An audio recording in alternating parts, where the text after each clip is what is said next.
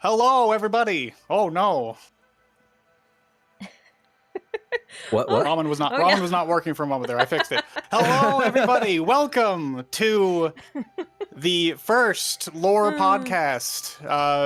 With between it is I Drachnus 2009. We have the excellent Ramen Blitz, and new to the channel is Ashikai. Ashikai, would you like to introduce yourself? I'm also streaming on my channel. I'm not new to them, but hi, I'm Ashika. I do lore videos for Genshin Impact, Honkai Star Rail, and Arknights Endfield right now. Excellent. And I do have them linked in the descriptions as well as in the title, so please go give them a sub if you haven't already. And today we're going to be talking about the lore of 1.4 as well as general lore of Arknights. Ashikai, I know you are relatively new to this universe. Yep. I know enough to get myself so- in trouble, and that's about it. Well, and getting in trouble is actually how I found you. This is going to sound a little strange, but the first time I was sent your videos was actually for your Camille theory video. And the context behind why I was sent it was, hey, this person got a lot of stuff wrong. Oh boy. Oh no. Outed. To be completely honest with you, you didn't get that much wrong. Honestly, your theories were fine. I didn't actually have that many issues with it. But once I saw it, I was like, hey, this is a person who sounds like she's really fun to talk to. This is the kind of person I would love to actually kind of sit down, have discussions, and kind of get the new player perspective. There's a lot of people in the Arknights community who have actually fully read the story of Arknights, but it's massive, it's dense, it's long, it's a full, multiple novels worth of information. That's why I say, I know enough to get myself in trouble. And I get myself in trouble a lot. Mm-hmm. So. But that's why we're here. I completely understand, especially someone who's playing as many different games as you and diving into the lore of all these games.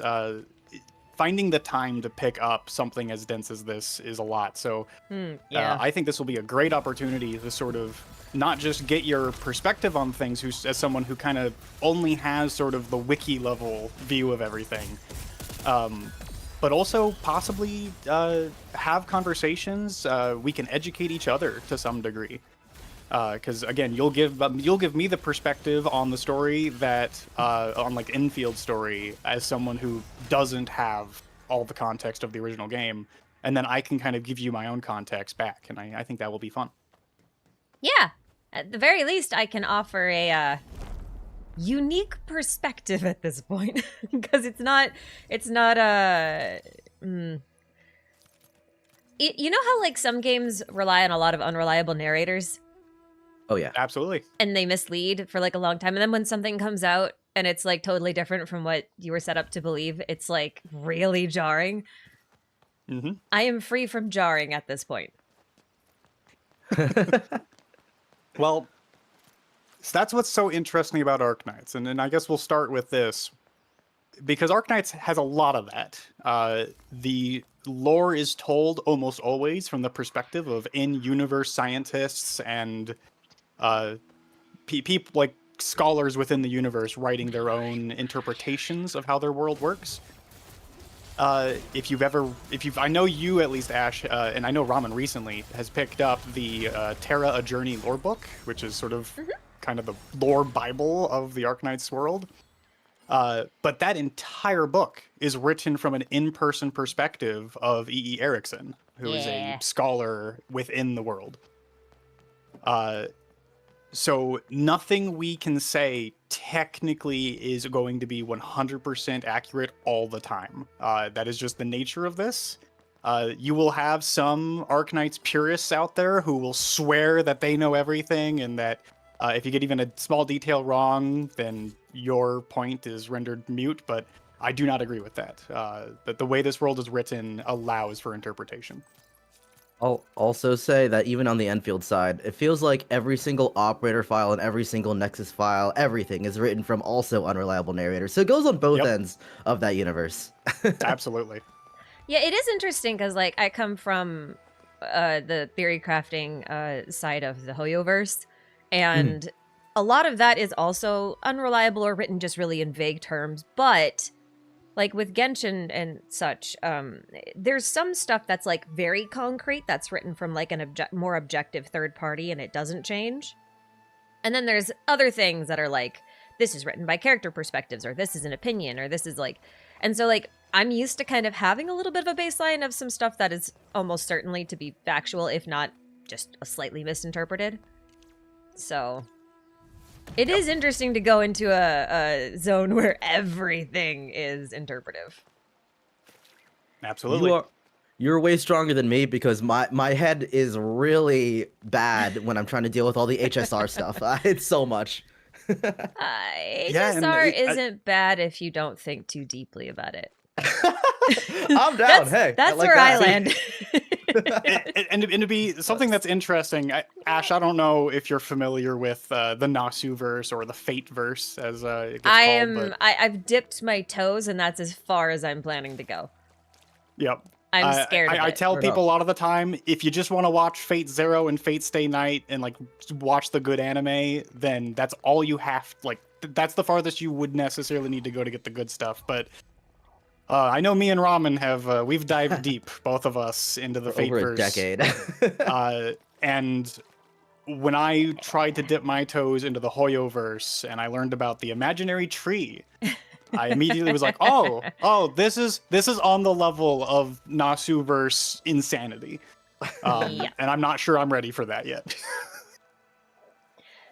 Fate is, I think, if you had to only pick two inspirations for the Hoyoverse, it would be Fate and Evangelion. Oh yeah, that makes a lot of sense. You put those two and you're like 80% of the way there. So... Makes sense. Well, I did create a list, and I know I sent it both to you, but just for everybody who is watching, we do have a sort of guideline here of kind of what we will be talking about. It doesn't need to necessarily be in order in any capacity. I'm going to have to be careful about this because every time I swap to a new screen, Ramen's camera breaks. So I apologize in advance for that. I'm going to minimize that. There we go. So I have the discussion talking points that I created earlier. Do you both have that up by chance, or should I share that? Oh, I can pull it up. Okay, because again, doesn't have to be in order, but I personally kind of wanted to talk about more of the general Arknights or Arknights Endfield stuff to start off with, just because I feel like that'd be a little easier to get into at the beginning here. But if you guys have a direction you want to take it, then I am happy to follow with that.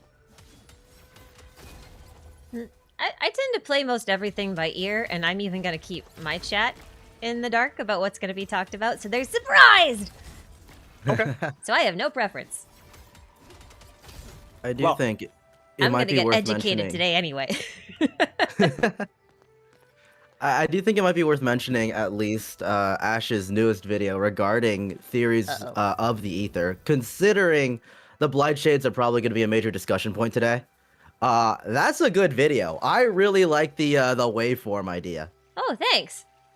I thought that was going to be like one of the most contentious ones.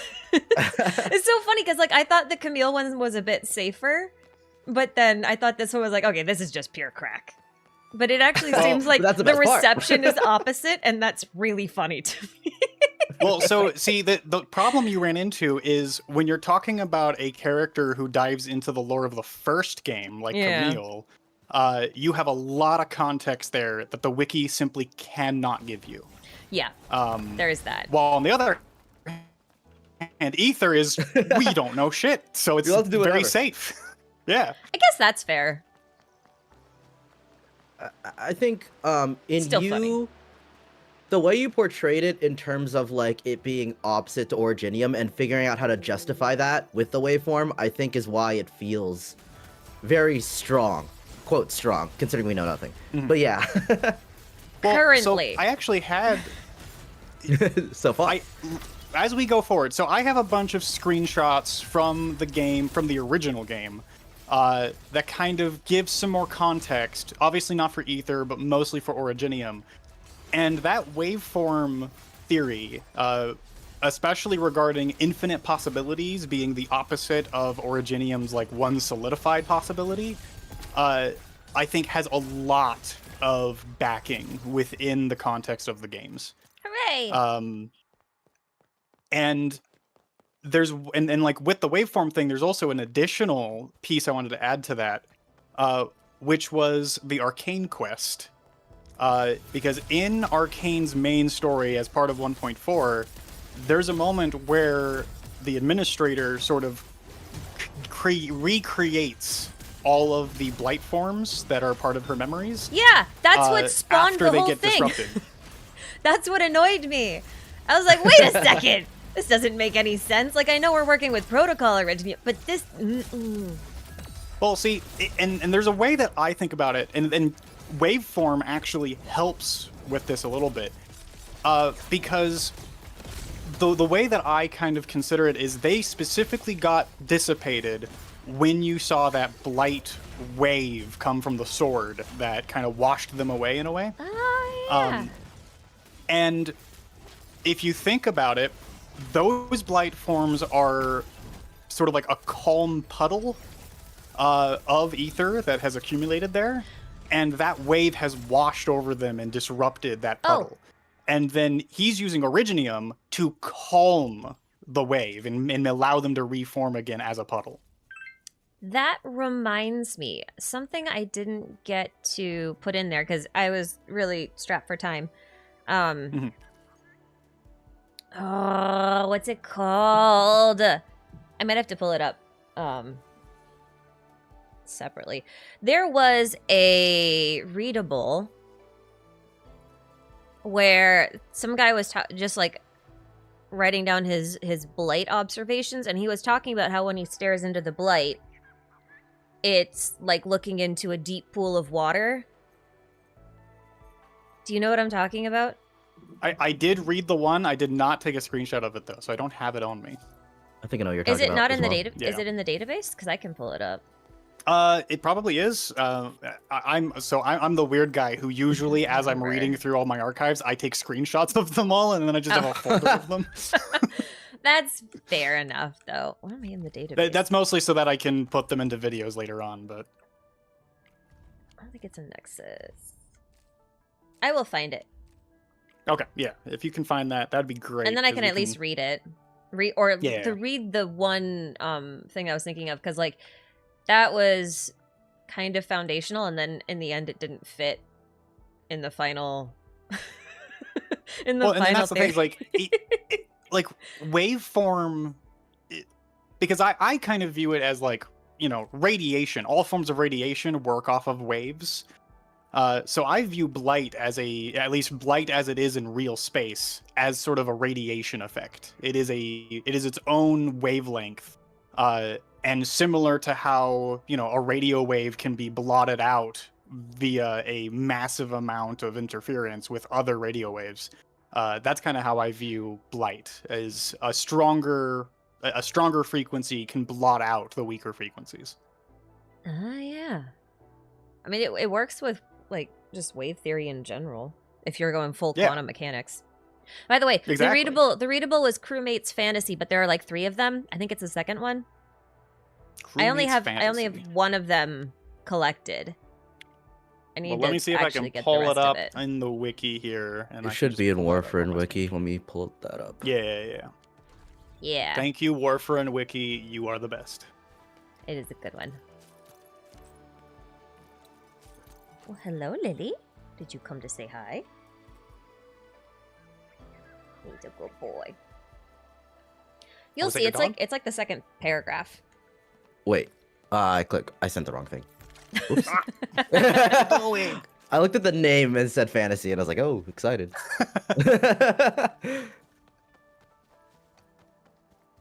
See. I know there's a number of collectibles that are not in this wiki because they're one-time things that don't appear in the archive. Well, Crewmates Fantasy Crewmates is in the Fantasy. archive. I just only have one of them collected. I didn't get the other two yet. All right. So I only see the one here on Warframe Wiki. Same. The wiki.gg has 3. Thank you. I'll pull it up. I'll read it. Yeah. I'll just I'll go to the wiki as well then.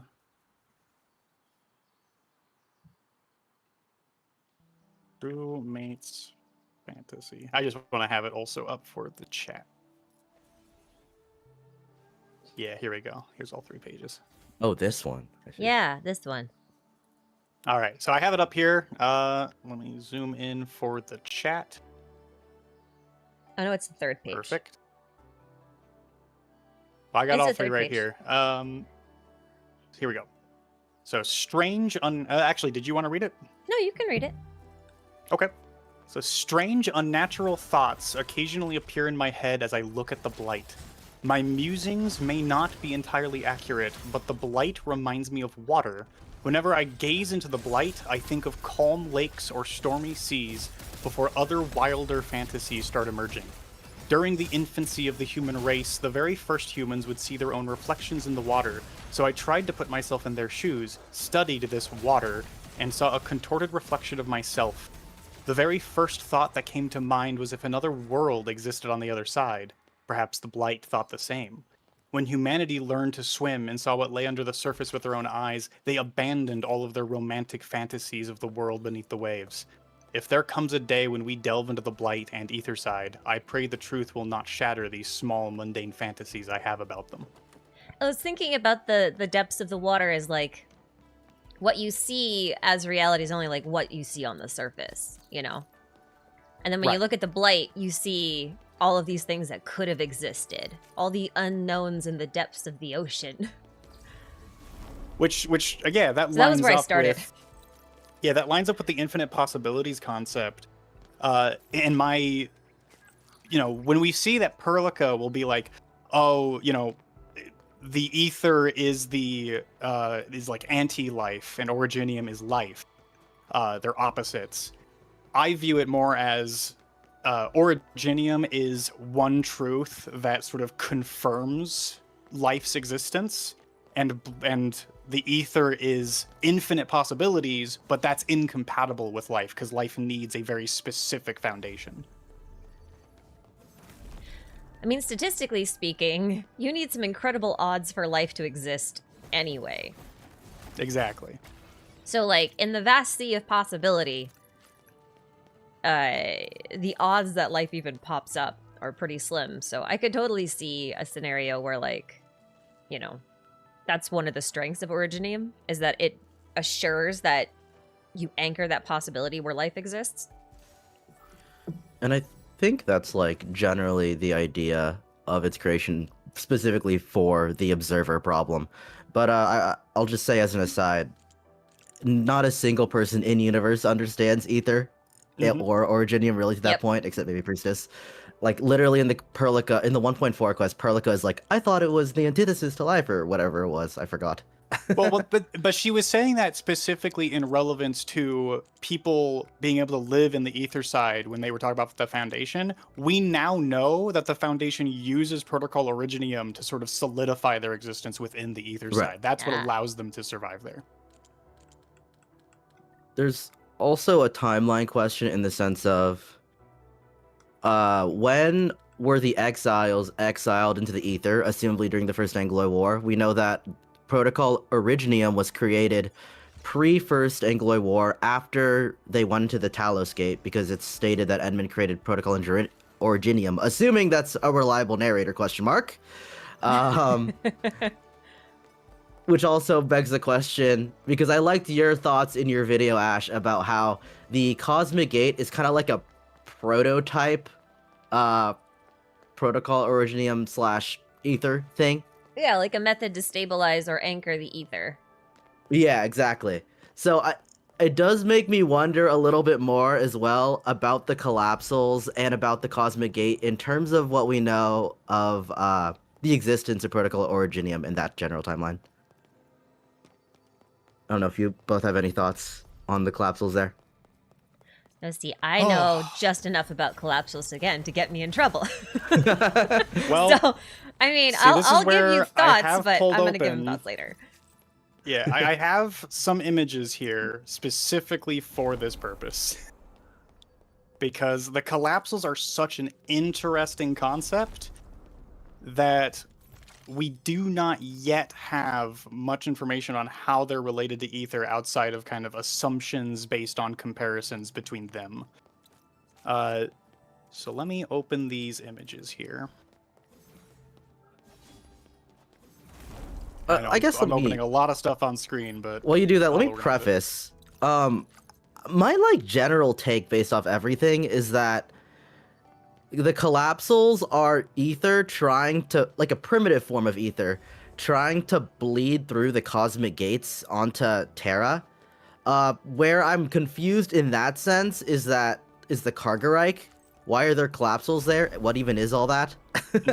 So this is my personal theory, and we can read through this because everything I pulled up here is specifically, it's from, I literally cannot pronounce the name of the event, but it's from the Arknights event where the Witch King actually first showed up, or at least the remnants of the Witch King and the Kargarike itself.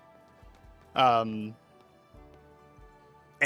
in that event, the way that the Witch King kind of describes it is the collapsals are sort of coming in from the north, from the Ether Gate. And Ether Gate isn't even really the word, it's Stargate is what they keep calling it. Ether Gate is from the beta of Endfield. It's weird because like the wiki still references Ethergate all over the place. Yes, it does. And this is why, again, the wiki is also unreliable because a lot of the time they're going to be pulling from data mines, they're going to be pulling from beta information, stuff changes and they don't necessarily know what to use. Yeah. No, 100%. It's just something and interpretation is also just as relevant to the wiki as it is to the main game itself. Oh yeah. But putting that aside, I mean, we know that the gate is seemingly using some form of ether in order to function. And that makes sense because there is and you have this in your video, Ash, there is a lore file that specifically compares the functions of the Stargate to Protocol Originium. So we know it's got some relevance to that somehow. But based on the information we know on the Kargarike and what the Witch King was doing, he was seeing an encroaching alternate reality, an encroaching dimension coming from the Stargate, kind of overlapping with real space, and he created the Kargarike. The Kargarike is not actually the name of that dimension itself. It's the name of a sort of space, a reality marble, if you will, but a space within but it's a space within the dimension that the collapsals seem to come from, that he has created as a bastion, a fortress against the collapsals themselves, and that's what prevents the collapsals from just manifesting however they so please. When you say that, do you mean like ether itself? If we assume that the collapsal universe and the ether is the same, then yes. But that is an assumption still. Yeah. Yeah.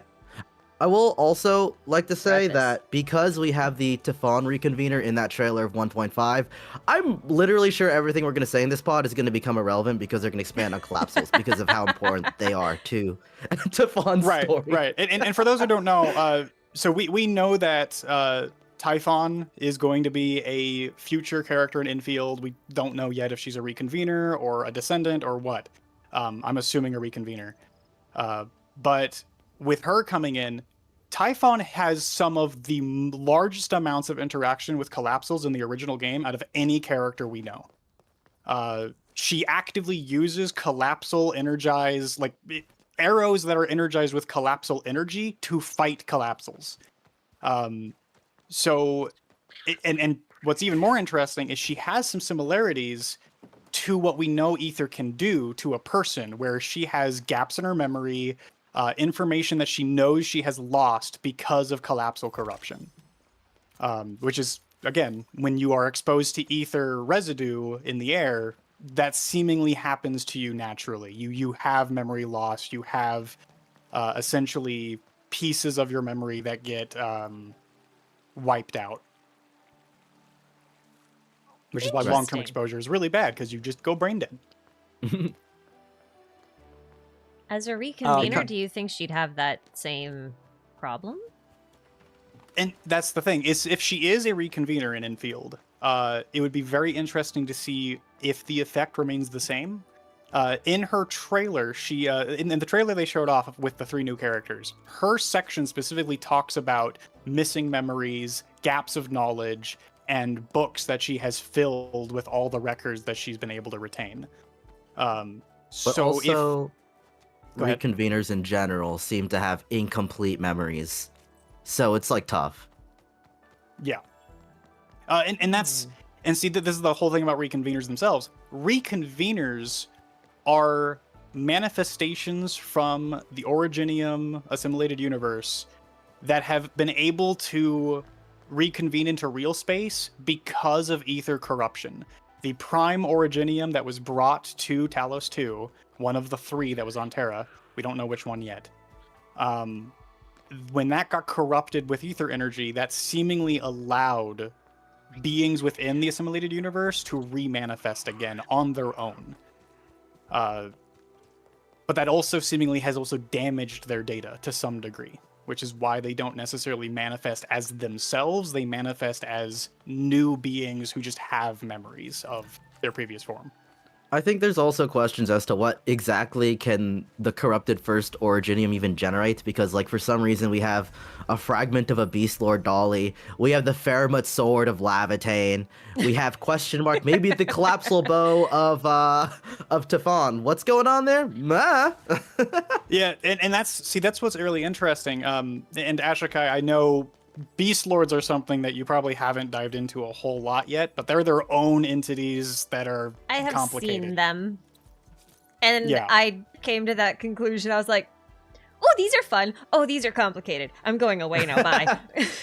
Yeah, and we can dive into that maybe later. I do have that on our list as like an optional talking point later if we have time. I do have to be a little bit selective about my reading at times.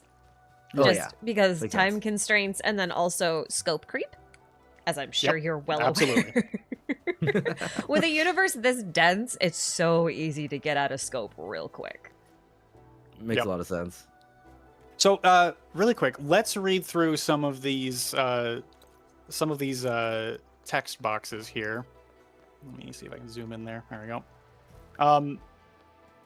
And Raman, and I'm thinking, just for the sake of variety for the stream, maybe we can rotate between who's reading it. So Raman, if you want to read this first one. All of it, or is there a specific place you want me to? I mean, I guess we can kind of skim through it and hit the most important parts. But I think this right here is sort of a explanation of kind of what the dimension that Cargarite exists in kind of appears like. And I think there's some similarities here to what we've seen of the ether side already. So I think for now, let's read through this and then talk from there. Sure. So I think in particular, I mean, the first part, Arturia sees what she has read in the Old Lich's memories, the blackness, infinite blackness, or rather chaos. I think chaos could easily have some relevance to the waveform idea of ether. Obviously, we don't really know. We're running off crack theory, which you love to see. But if the idea is this entire place, the Cargarite, is like a bastion against the ether side dimension, like this could make sense. If you go all the way down to the Witch King's spire stands in the center of the palace with the Originium crystals, that is just like the bastion, the fortress. Like this is kind of like a primitive protocol Originium, though that's not really like actually used together. It's more like just a way to stop ether. You know what I mean? Right, and that's kind of how I'm seeing it. Is he has created an Originium palace essentially within. And again, we're assuming that this universe is the same thing as the ether side. within the ether side, there's an Originium Palace, and that is what he is using to sort of not only solidify his own existence, but solidify a wall against real space. Against ether space, you mean? Or I guess either way, to be honest. Well, yeah, it's a wall. It's an Originium wall between real space and the ether side. Yeah. And that's kind of how I'm reading what the Kargite actually is here. I feel like it's worth saying that the idea is to protect against collapsal incursions into Terra. I will say, in terms of if we're going back to Enfield's greater plot, it feels like if we go to what Rossi said about spinning up the Aurora, assuming everything Rossi said is real now because of the Talos 5 stuff. Okay. That was fun to find out.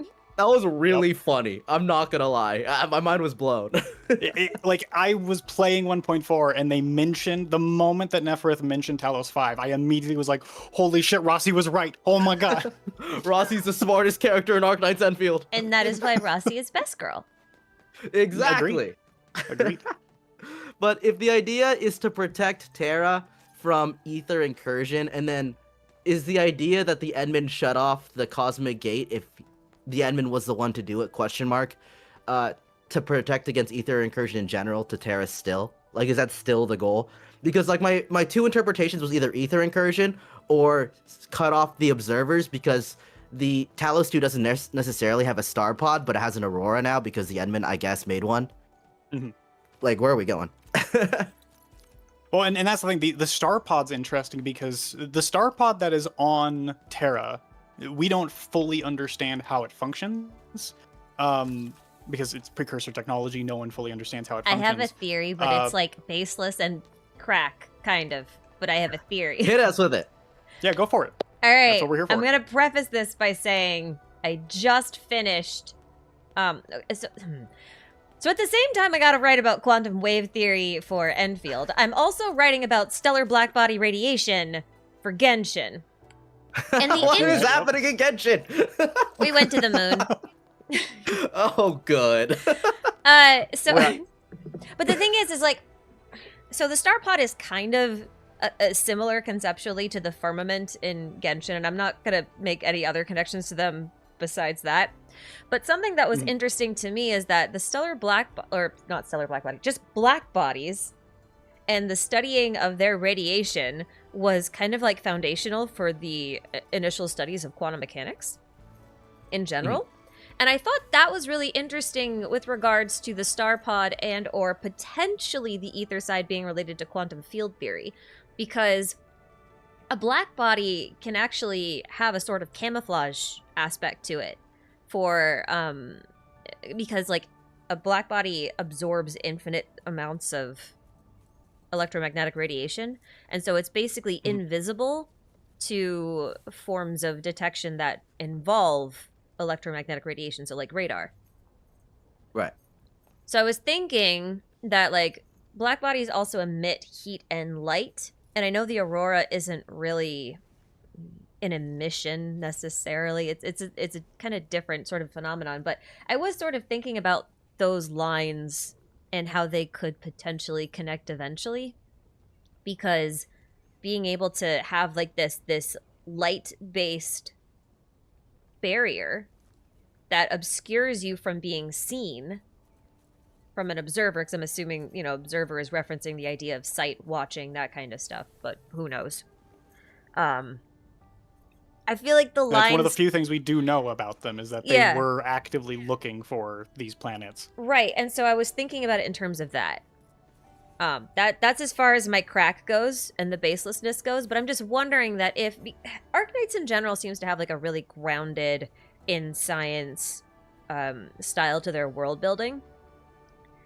They try. So I was... Well, I'm not going to be perfect. We're still in a fantasy zone, right? I mean, we've got vampires and werewolves and magic cancer rocks. But the point is they try to sort of ground things in believable physics. So I was wondering if maybe they might be trying to do something along that route, creating some sort of field-like barrier that obscures them from view from the outside. And I think that's not a bad theory in any capacity, because we know that the Aurora has similar qualities. They've said that outright in game in the archive files that the Aurora on Talos 2 has a similar quality to the Star Pod. It's just not covering the entire planet like the Star Pod was. Yeah. If that is the case, and we know that the Aurora is using ether to make that happen to some degree, then I think it's entirely possible that what you're saying is a thing, and what has just sort of manifested in my mind and now distracting me from what I was originally going to say is, what if it is ether, sort of like a solidified form of ether that is then using infinite possibilities to essentially hide from observers? Oh, it could. Oh, Just having it be straight up ether, yeah. Yeah, have it be straight up ether, and you are essentially randomizing what it appears to be so that no observer is able to actually figure out what is there. waveform. I mean, I kind of like it. I have a question. Do we know if the Star Pod's made of originium or not? It is not. It is not. Do we know what it's made out of at all? We do not. Literally no one knows what it's made out of. What we do know is that it takes an enormous amount of energy to punch a hole through it, and that hole gets repaired over the course of a couple months. And it's Right. pretty. I do like the idea of ether being a solution against the observers. It does make me question a little bit, was ether a natural occurrence, or is it a similar project like originium was for the precursors? I have no idea. Yeah, I don't think we'll have any idea for a long while. Yeah. Yeah, that If it seems is like a something precursor that'll project. be a reveal way later. Oh yeah. Because if it is a precursor project, though, it's like, why not take it onto Terra? Unless you're just strictly like keeping everything compartmentalized. Originium planet. Well, Ether I mean, planet, maybe don't they know. did. It's not like we fully Yeah. explored Terra. The interesting thing is, like, when we were talking to Alecrius, right?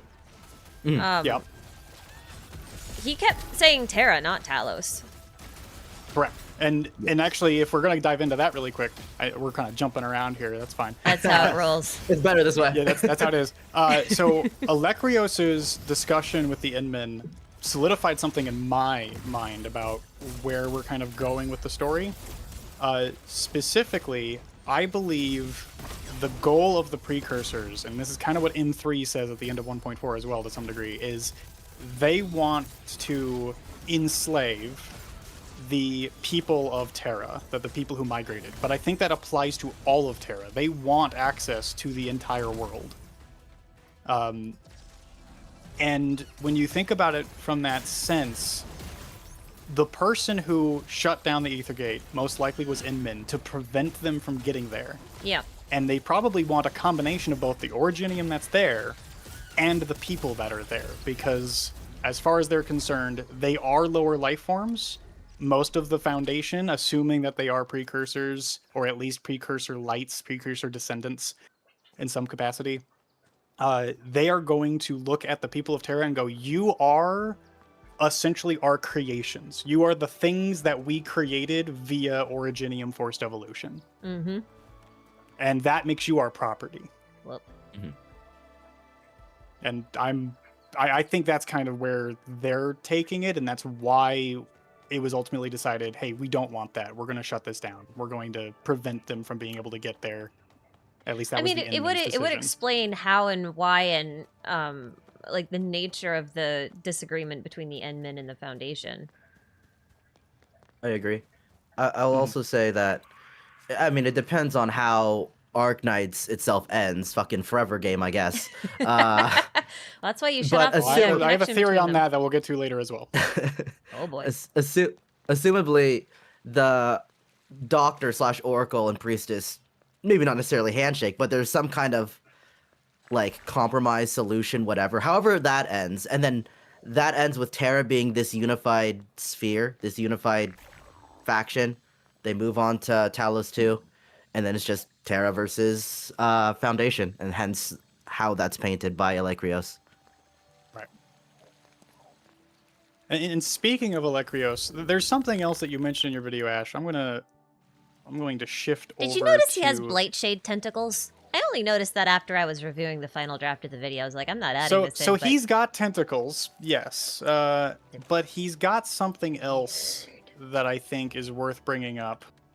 Because Swag? those tentacles don't necessarily need... Well, yes, he has swag. This is true. That's a given, though. Those tentacles don't necessarily need to be viewed as like Blightshade tentacles per se. I think they could also be linked to the thing that is most likely actually controlling the Agaloy. Because you mentioned something about how like the Agaloy have halos and the halos kind of look like Originium. They do. How much have you looked into PCS? Personality Cognitive Synchronization. Is that the AI that protects the precursor sarcophagi thingy? No. Then I don't remember. I Okay, might remember, so- but like I'm really bad with names. I'm trying to It has to do with the and- Sancta. I'm trying to It specifically has to do emphasize, with the Sancta, right? Oh, okay. In that case, probably not, because I haven't bothered looking into the Sancta very much, because every time I hear people talk about it, they're always like, the law! And I'm like, I'm not going there. Not right now, I'm not. That's for later. You know what? Later, This is me. where we're going to open up the story reader. If you guys have not used the AKGCC GitHub, the story reader for Arknights, it is incredible. Everyone should know how to use this thing because it's awesome. I heard there's a new story reader, which is like that simulates the actual game in terms of like the VN style. I'm For Arknights you or are Endfield? making me aware of it. So I'm gonna Arknights. have to Oh, find okay. out about that. All right. So the thing about PCS. So PCS is what the precursors called this computer system, essentially. And you know what? I should pull up an image of PCS here as well.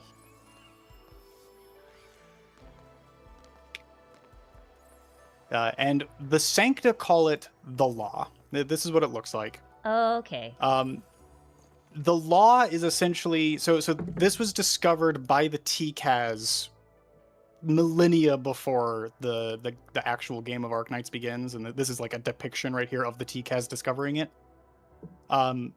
And upon discovering it, a group of TCAS decides to give up their like racial traits in trade for their angelic ones. And that is the origin of the Sancta. They are, in fact, TCAS that were, quote-unquote, blessed by what they viewed as a god, which was just the law, this computer system. So this is the one ring to rule them all, then.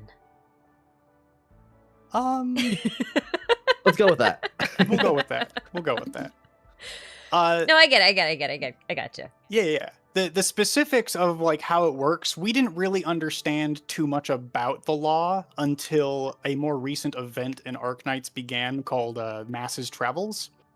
What we knew before that point was that the law gave Sancta their halos and wings upon basically having their, like, the moment that a newborn child of Sancta origin spoke their first word, the law would manifest a halo on them, and then the wings would usually come later.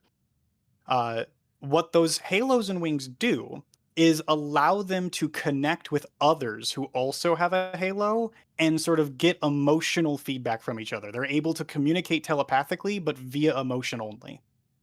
And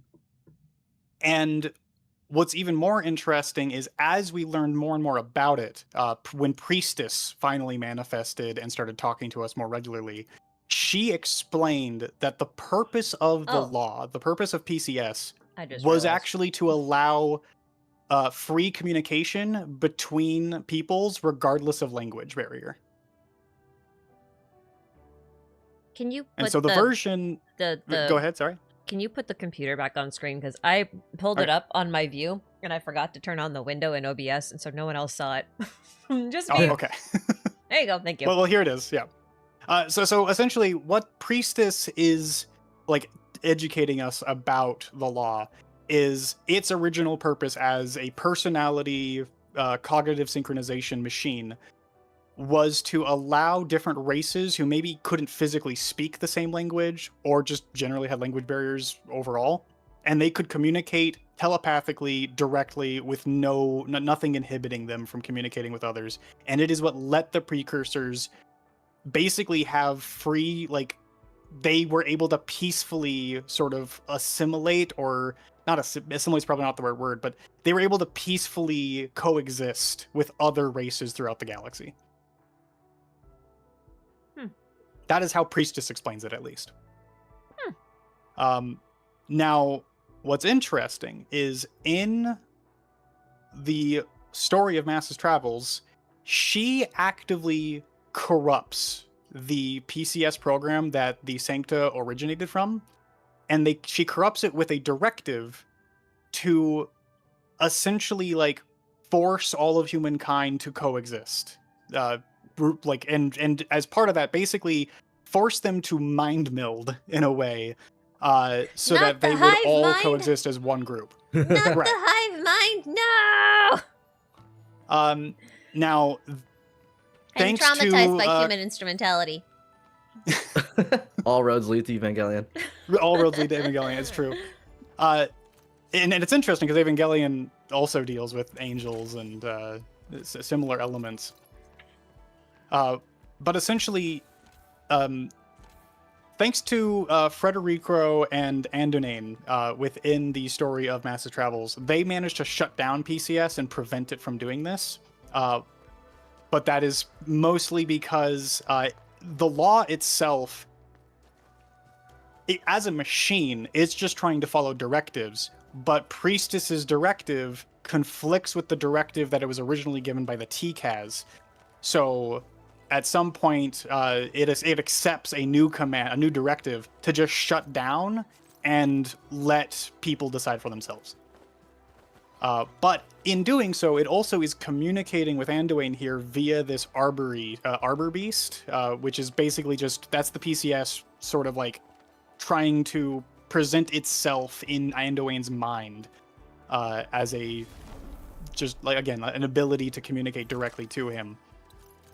And it actually explains something that I think is really important to bring up, and I wish I had remembered to take a screenshot of this in advance because I don't have it on me. Happens. Where is it?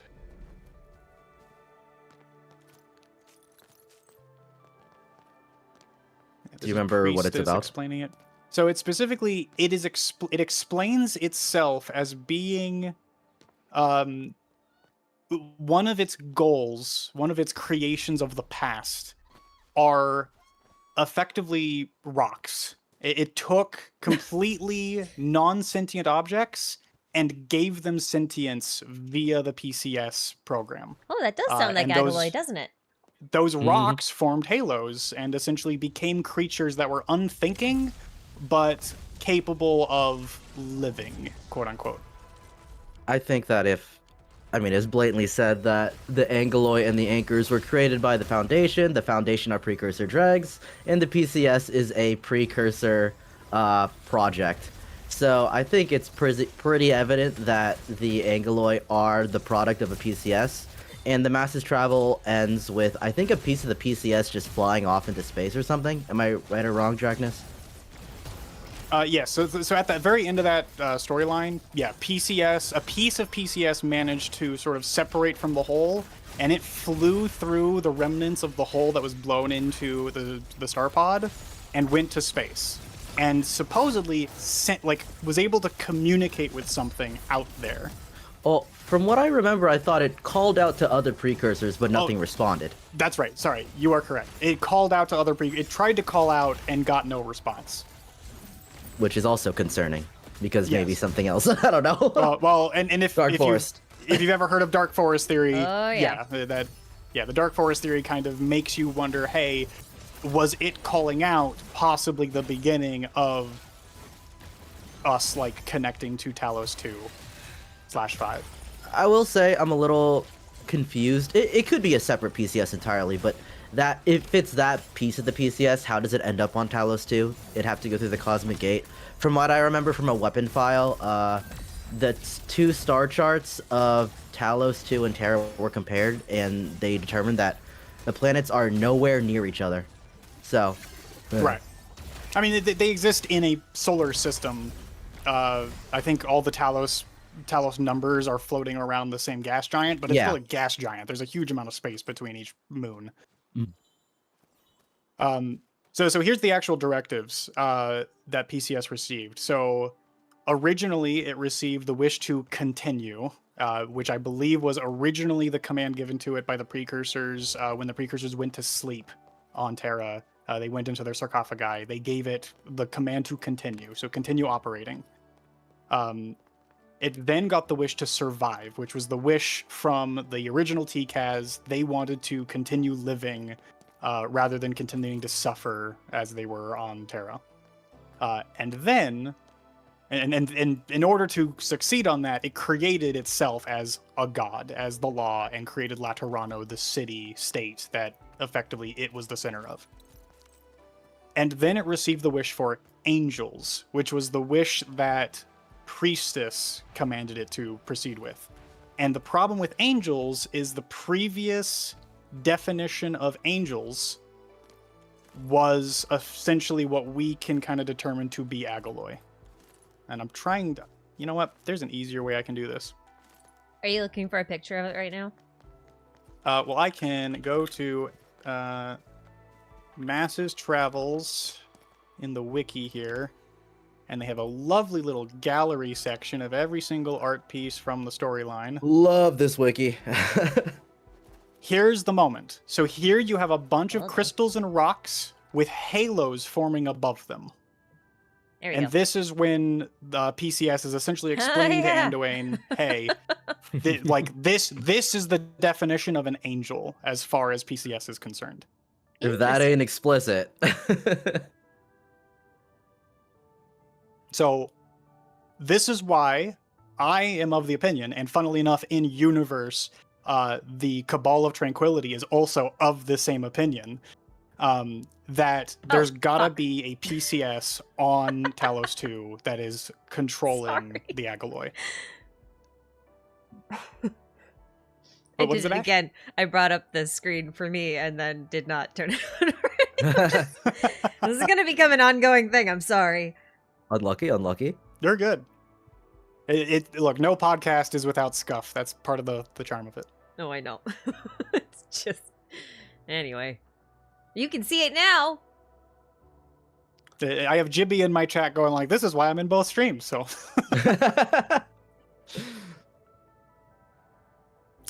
and Akka, who's the wonderful lead of Terrastorian, who's also sitting in my chat right now, also would like to mention that Agaloy means messenger. I don't know what language that is, but apparently we do know that much. Well, no, I mean, Agaloy, well, Agalos is literally means angel. It's the same root word. And angel means messenger, so it's like, that's where it is. They're literally called angels, like just straight up. So it all kind of just makes sense at that point. In light of that, though, I guess in that case, are the water ones in Wuling not considered Agaloy at all? So you mentioned something interesting, actually, about in your last video, which was stumbling into interesting things on accident. Yeah, the ether side is absorbing matter and then spits that matter back out, having been corrupted. Yeah. I think that's what the Agaloy actually are. Because you also see in 1.2 when the blight is sort of like encroaching onto the Wuling city, it's sort of the blight gets into the city, breaks through the barrier of Zeronite gas, and then it begins to form into Agaloy. And we know that the blight is essentially water that has been corrupted by ether. So at that point, it starts to make sense that it's possible that the blight, or just like ether-infused matter, is being then given control and sentience by a PCS. And it's the combination of the two that is creating the Agaloy. That's interesting. So in other words, the system would basically operate like the blight naturally absorbs a bunch of stuff from this side.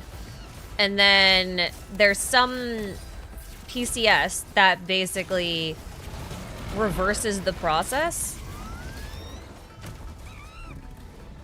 And that's what we don't know. I'm not sure. No, I'm saying in the context of your theory. Just to make sure I got it. Well, okay, and I guess then I don't fully understand what you were asking, because okay. Reverse the process. Well, okay, let me put it this way. If you suck up a bunch of water with a shop vac, you got to get the water out somewhere. You know, the tank gets full.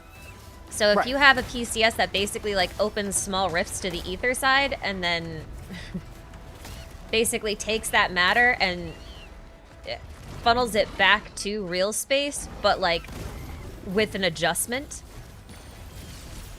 Right. That's kind of how I view it. Yeah. Like that. And I don't even think it's necessarily something that is being decided upon. I think that's just kind of the nature of the ether side. It doesn't retain matter. It is instead it's an information. It's a universe of pure information, and it has a limited capacity for matter from real space, so it has to spit all that back out. What about Talos 5? I'm trying to like figure out why does this keep doing that. Yeah, and Talos 5 is a whole the other thing. I don't even know where to begin with that. Well, I was trying to figure out where in the sort of formula, I guess, the PCS kind of fits in, because like I'm not sure if the formation of Angaloi into this space is technically how do I put this? Automated? Well, so that's what's interesting. So I think PCS is given a directive. It can then enact that directive remotely. It doesn't need to be present for it to actually manipulate something. It just has a certain domain over a certain amount of space. So if there's a PCS on Talos 2 that is being controlled by either an automated program or by a like dedicated Foundation member who's sort of manipulating it, it is going to say it is basically going to take any matter that is being directed to it or that is like of a sufficient quality of some unknown type, and is just giving that matter a form, giving that matter a halo. I see. And we know that it can do automation because after the PCS that was on Terra got shut down, the actual act of Sancta gaining halos and continuing to sort of exist as they were, that continues. The system is automated still. Okay. So PCS doesn't need to be actively doing anything for that particular program to keep running. I see. Was one of the conclusions that we got from that theory that, not PCS related, but that the ether can't hold stuff? Is that what you said? Or matter? See, that's what's weird, is it appears, and this came from an archive piece as well, I just don't remember which one.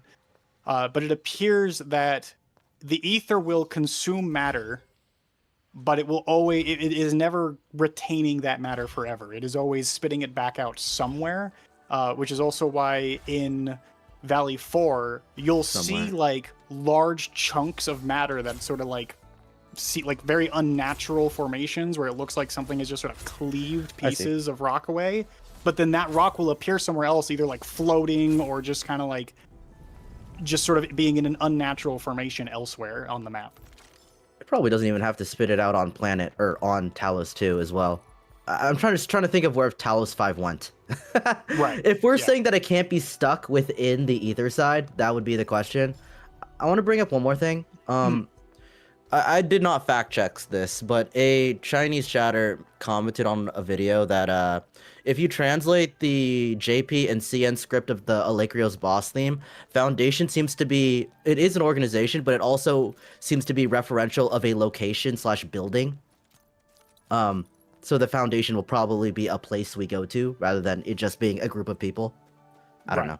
I would believe that, because I also, similar to how, and this is where like the whole Kargerike thing was coming in, I was going to make a case that the Kargerike is going to be in a similar way that the Foundation is existing. You have an That's neat. Originium construct that the Foundation is living inside of within the Ether side. In which case, it would make how I sense think for it's it to gonna be on Talos 5. Yeah. Right. And then maybe Talos 5 is staying in the Ether side because it is like encapsulated with Originium in some way. It would make sense why Neferith would want to go there. I feel like I should have prefaced this whole thing by saying this is going to be a spoilery thing, but I guess people should know that. Yeah, if we're talking lore, I specifically labeled mine as 1.4 lore series and discussion. So if people haven't played 1.4 yet and also haven't played Arknights, I think they should know what they're getting into. I didn't, but that's okay. Oops. It is what it is.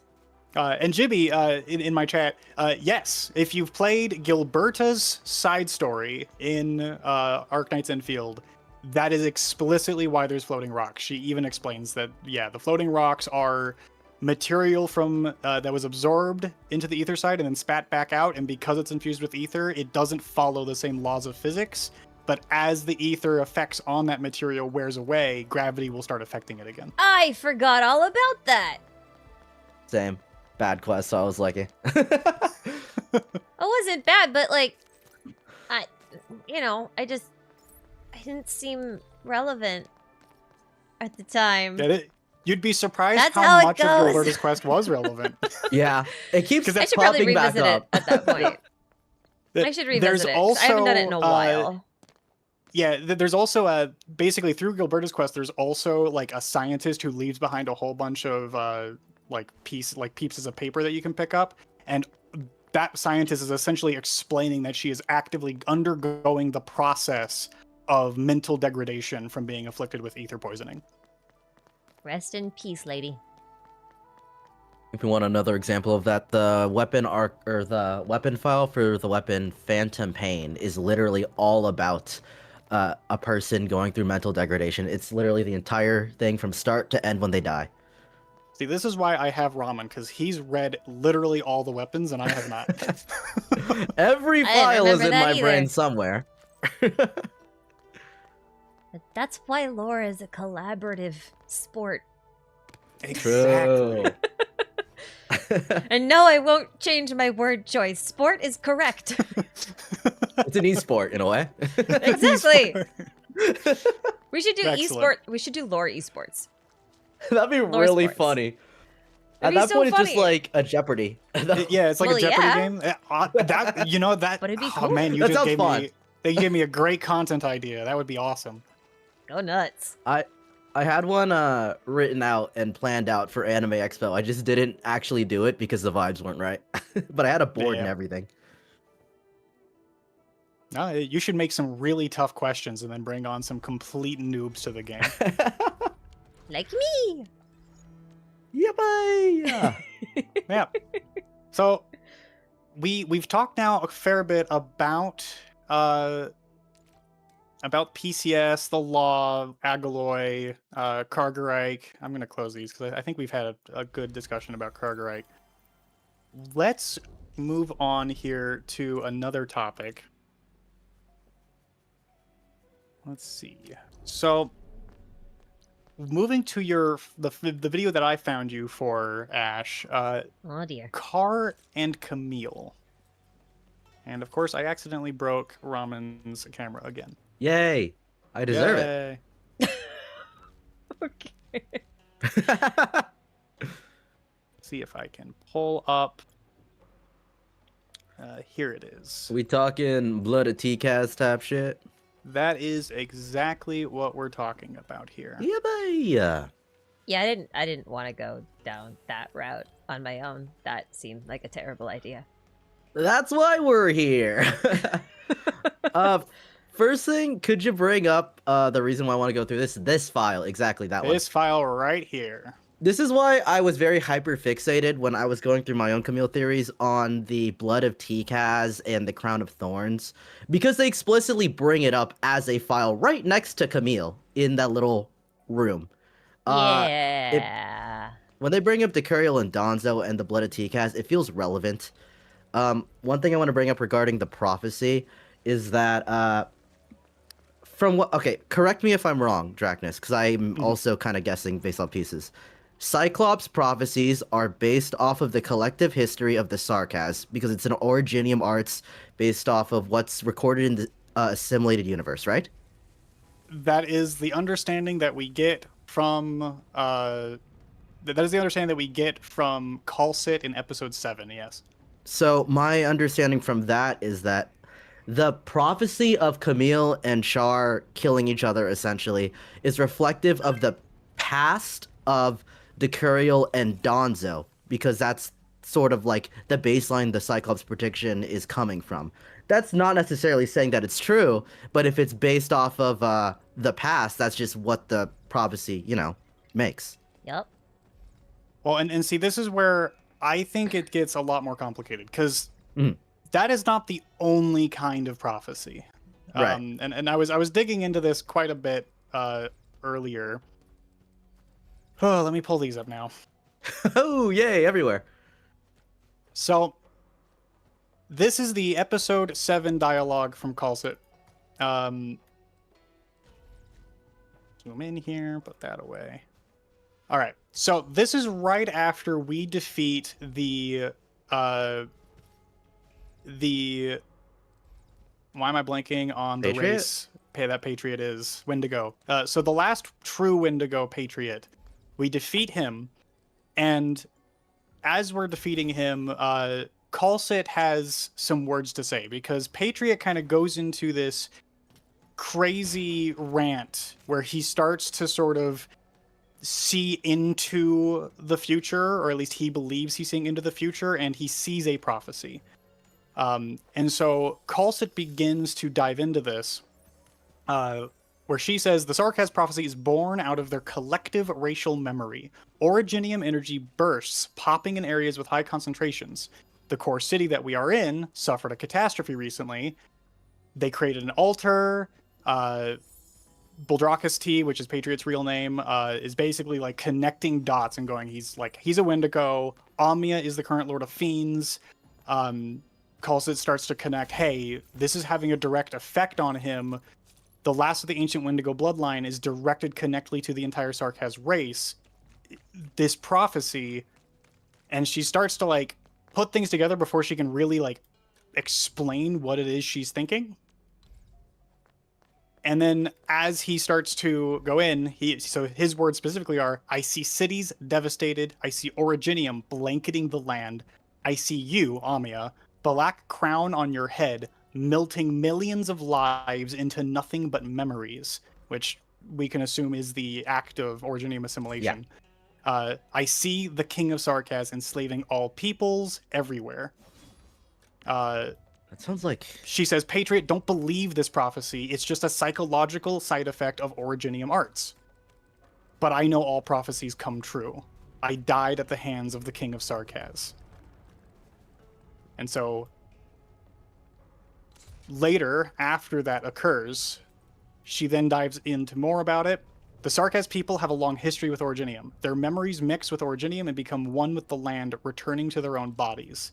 Sometimes certain tribes that have long passed down these Originium crystals will gather the information in one place. Through the continuous use of arts, this information, mixed together unexpectedly, manifests in different ways. Most of these messages are lost to time, their contents jumbled or outdated. There is no basis for these prophecies themselves. But they do directly affect other people, like someone hears the prophecies and then will try to fulfill them. I can't tell if these ideals are just vague whispers or seeds that can bloom into reality. And that's kind of where that thought ends.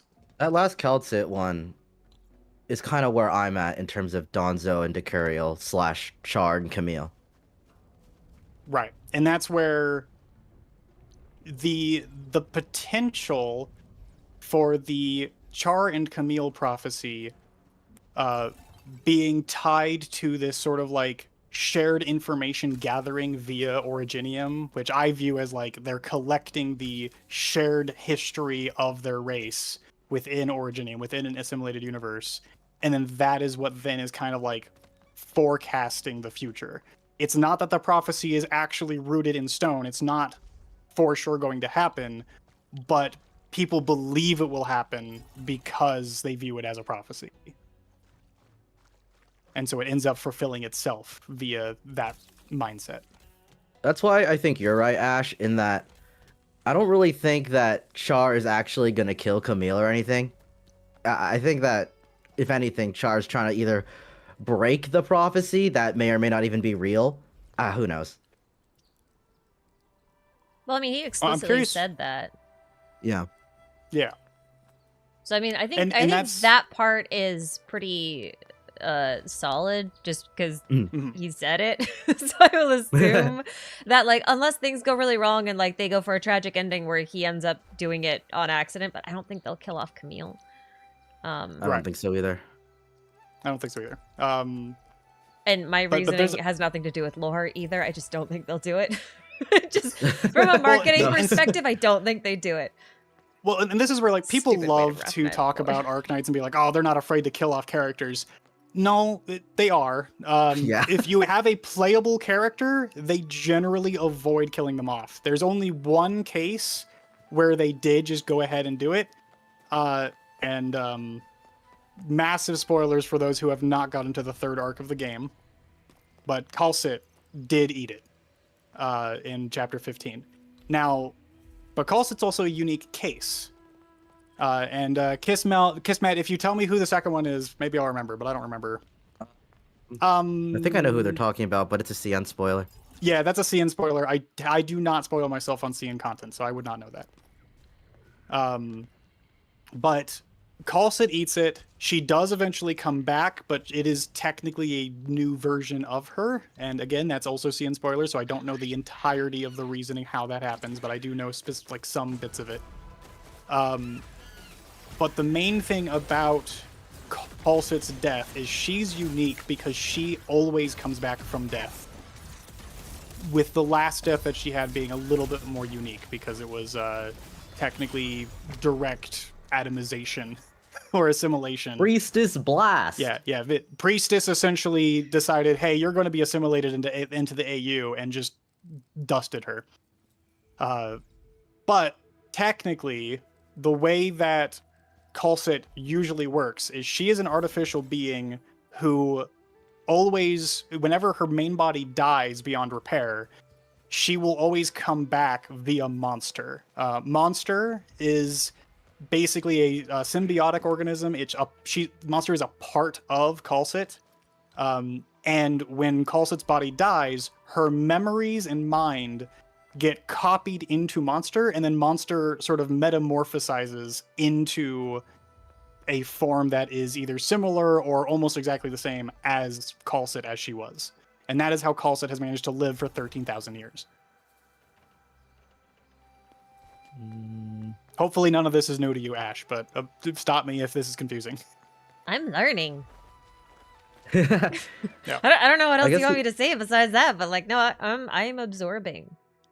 The only other case I think of this in non-CN is Nakras, like my chat just said, because she kind of died and then revived herself, I guess.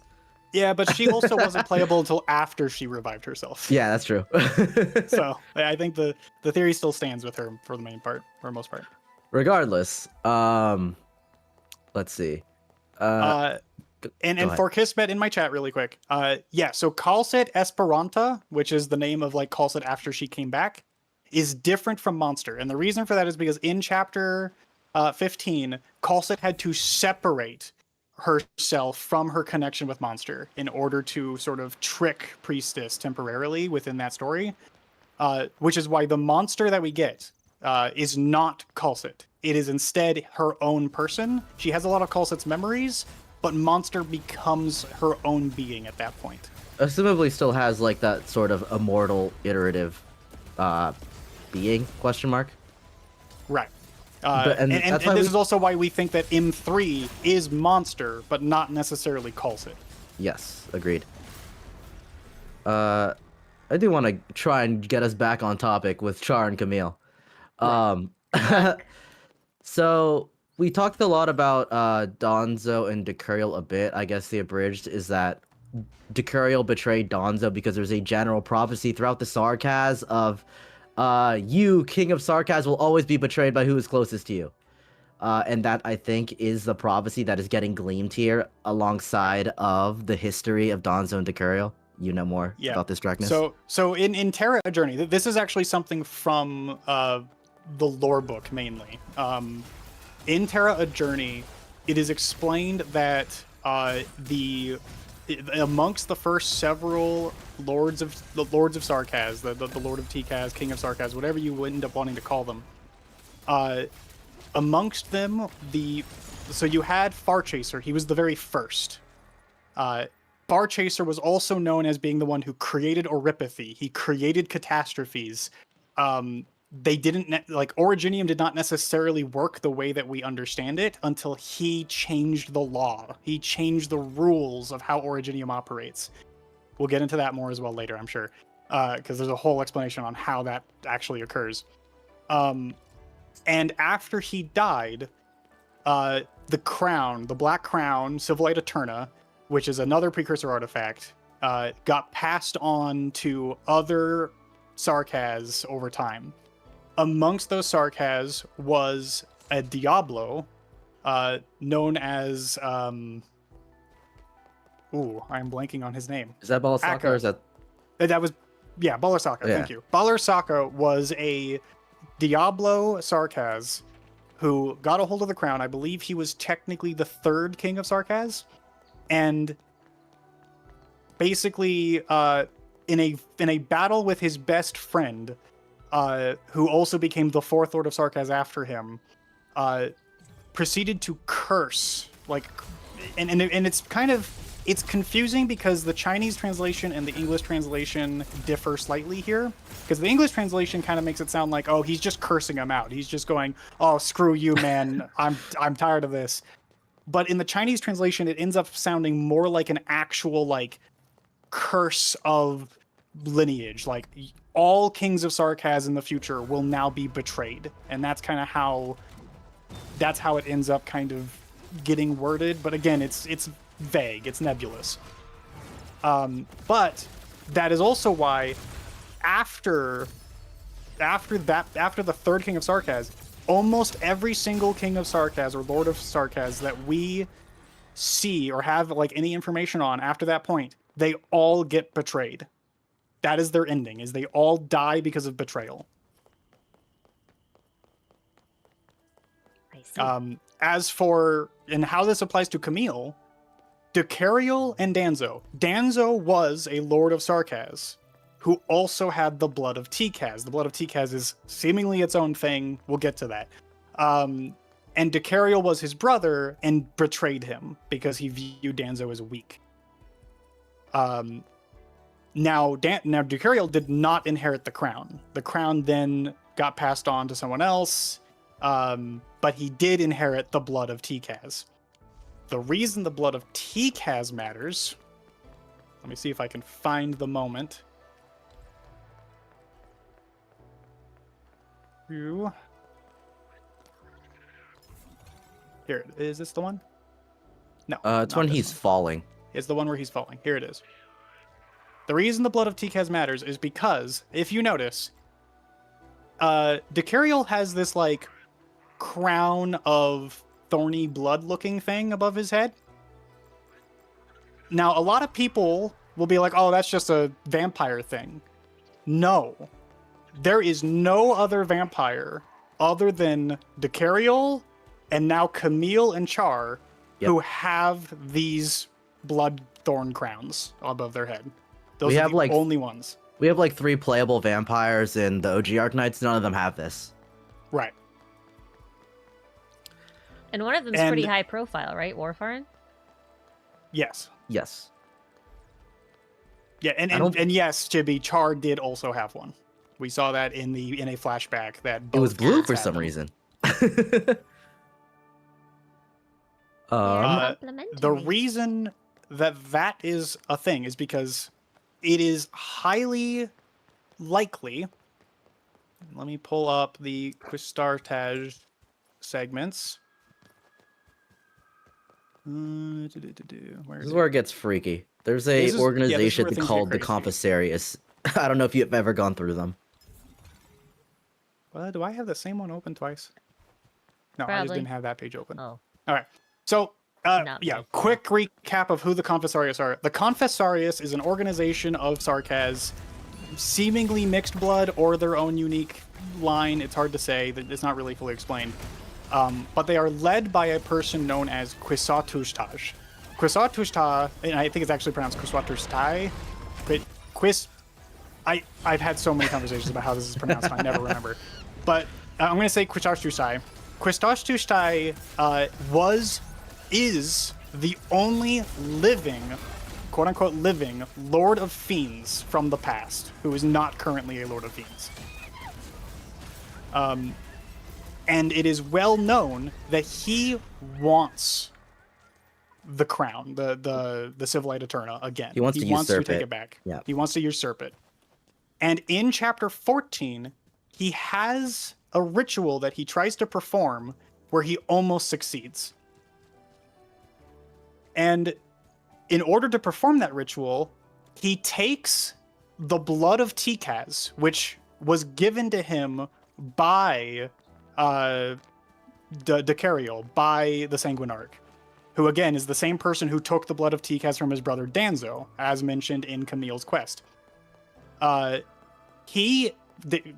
Decariel gives Quisatushtai the blood of Tikaz, and then the blood of Tikaz forms in his palm as a small crown of thorns, as impenetrable as the darkest night.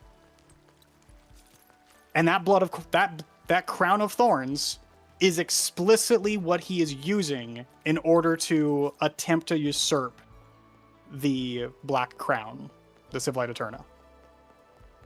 Huh. And again, the only people who seemingly have that crown is Decariel himself, and now Camille and Char, who seem to be very similar in terms of both appearance and kind of like storytelling from the prophecy as Danzo and Decariel. Can you explain the bloodline thing in terms of the Confessarius, so that this is where things get kind of really confusing, and it's hard to keep things straight. And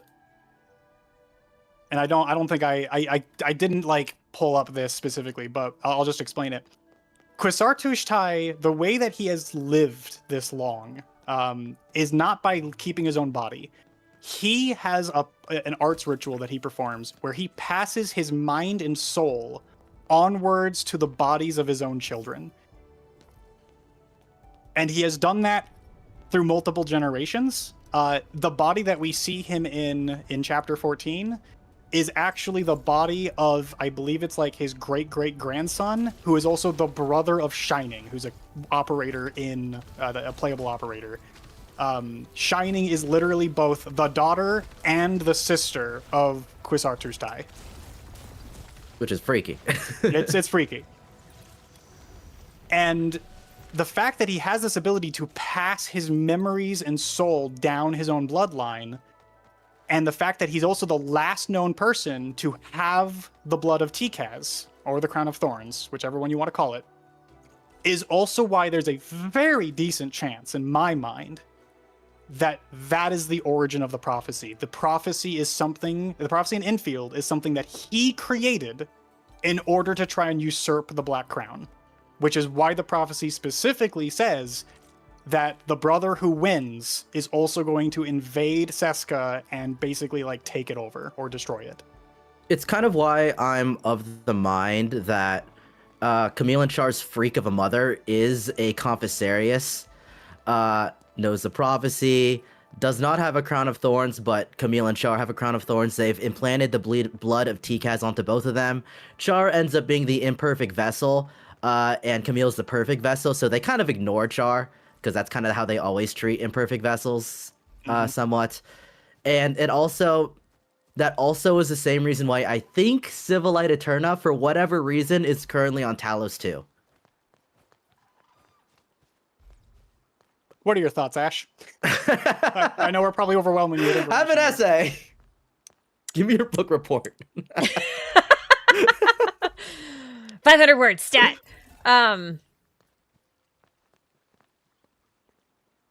I don't know that that changes much of what I was, of my understanding of the quest, to be honest. The motivations are this probably similar to what Yeah. you think. It's just how you get to this point, I guess. Right. Yeah. I mean, that fills Yeah, in a and- lot of blanks. Because I do remember reading a lot about the Crown of Thorns and such, but I was also, you know, in that position where, I'm not gonna touch this. So... This is the most annoying and verbose part, so that is very fair. Yeah, it is. Trying to piece this together. I pieced all of this together live on stream with Ramen after I finished the Camille quest, and I'll be honest with you, it took like 3 to 4 hours of just going through the lore book and going through all the different chapters and trying to find all the lines of dialogue. Yeah, and you guys that have actually context. like made this work. And you guys have context. That's pretty... Imagine what It it's was an like for me. ordeal. Like, what is this? What Oh, is yeah. this? What is this? What is this? What is this? I don't know. Right. And the reason I wanted to even bring this up at all, actually, is because I think this plays into what I think the future of the storyline for Seska is going to be. Oh? I believe, again, this is where like theory starts to play in, but it's like, again, who had the Crown of Thorns last? We know that Quisartushtai is still alive in the story of Arknights currently because he escaped with his life in chapter 14. And he escaped with the blood of Tikaz still. So he's alive still. And there's a good chance that he will continue to pass he'll continue to do his ritual and continue to pass his mind and body down. And we also know, again, if you don't know this, here's some extra information. When races, copulate and they have a child, that child is almost always a 50-50, one race or the other, between the mother and the father. It is not a mixed blood is a thing within the Sarkaz, but you can absolutely still possess all the powers of one race, even if your mother was a different race, for instance. And that's where I'm like, it's possible that Quisartushtai is the mother of Char and Camille. Not the same body, but the same mind and soul. And I'm saying this because her line of dialogue within the Camille quest is, again, she knows the prophecy is like playing out. She almost seems like she's pushing it forward. And the person that's coming for her, who's the leader of the Landbreakers again? It was Jacob. Yeah, Yakub. That's it, Yakub. Or is it Jacob? I don't remember now. Yeah, whatever. You I'm going to say can Yakub say it because that's both what I got used ways, to. but I also kind of hate when they do that. It's Jacob! Right. It's Jacob, damn it. But yeah, Yakub, he seemingly knew about the prophecy. He seemed like he was trying to either prevent it or sort of like fulfill it on his own.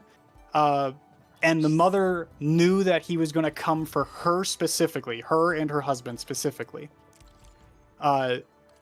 Which tells me that there's a very good chance that she was responsible for setting it all up. So I'm of the opinion that Quisartushtai either is her or at least has like given her, like she's carrying the legacy that Quisartushtai set in place. Another aspect I'd like to put into this is, assumably the Sami Snow Priests also had a prophecy regarding it. We don't know if it's the same prophecy. From what I remember, the Sami Snow Priest prophecy operates off of the will of Sami the Farenmut rather than the Sarkaz, meh.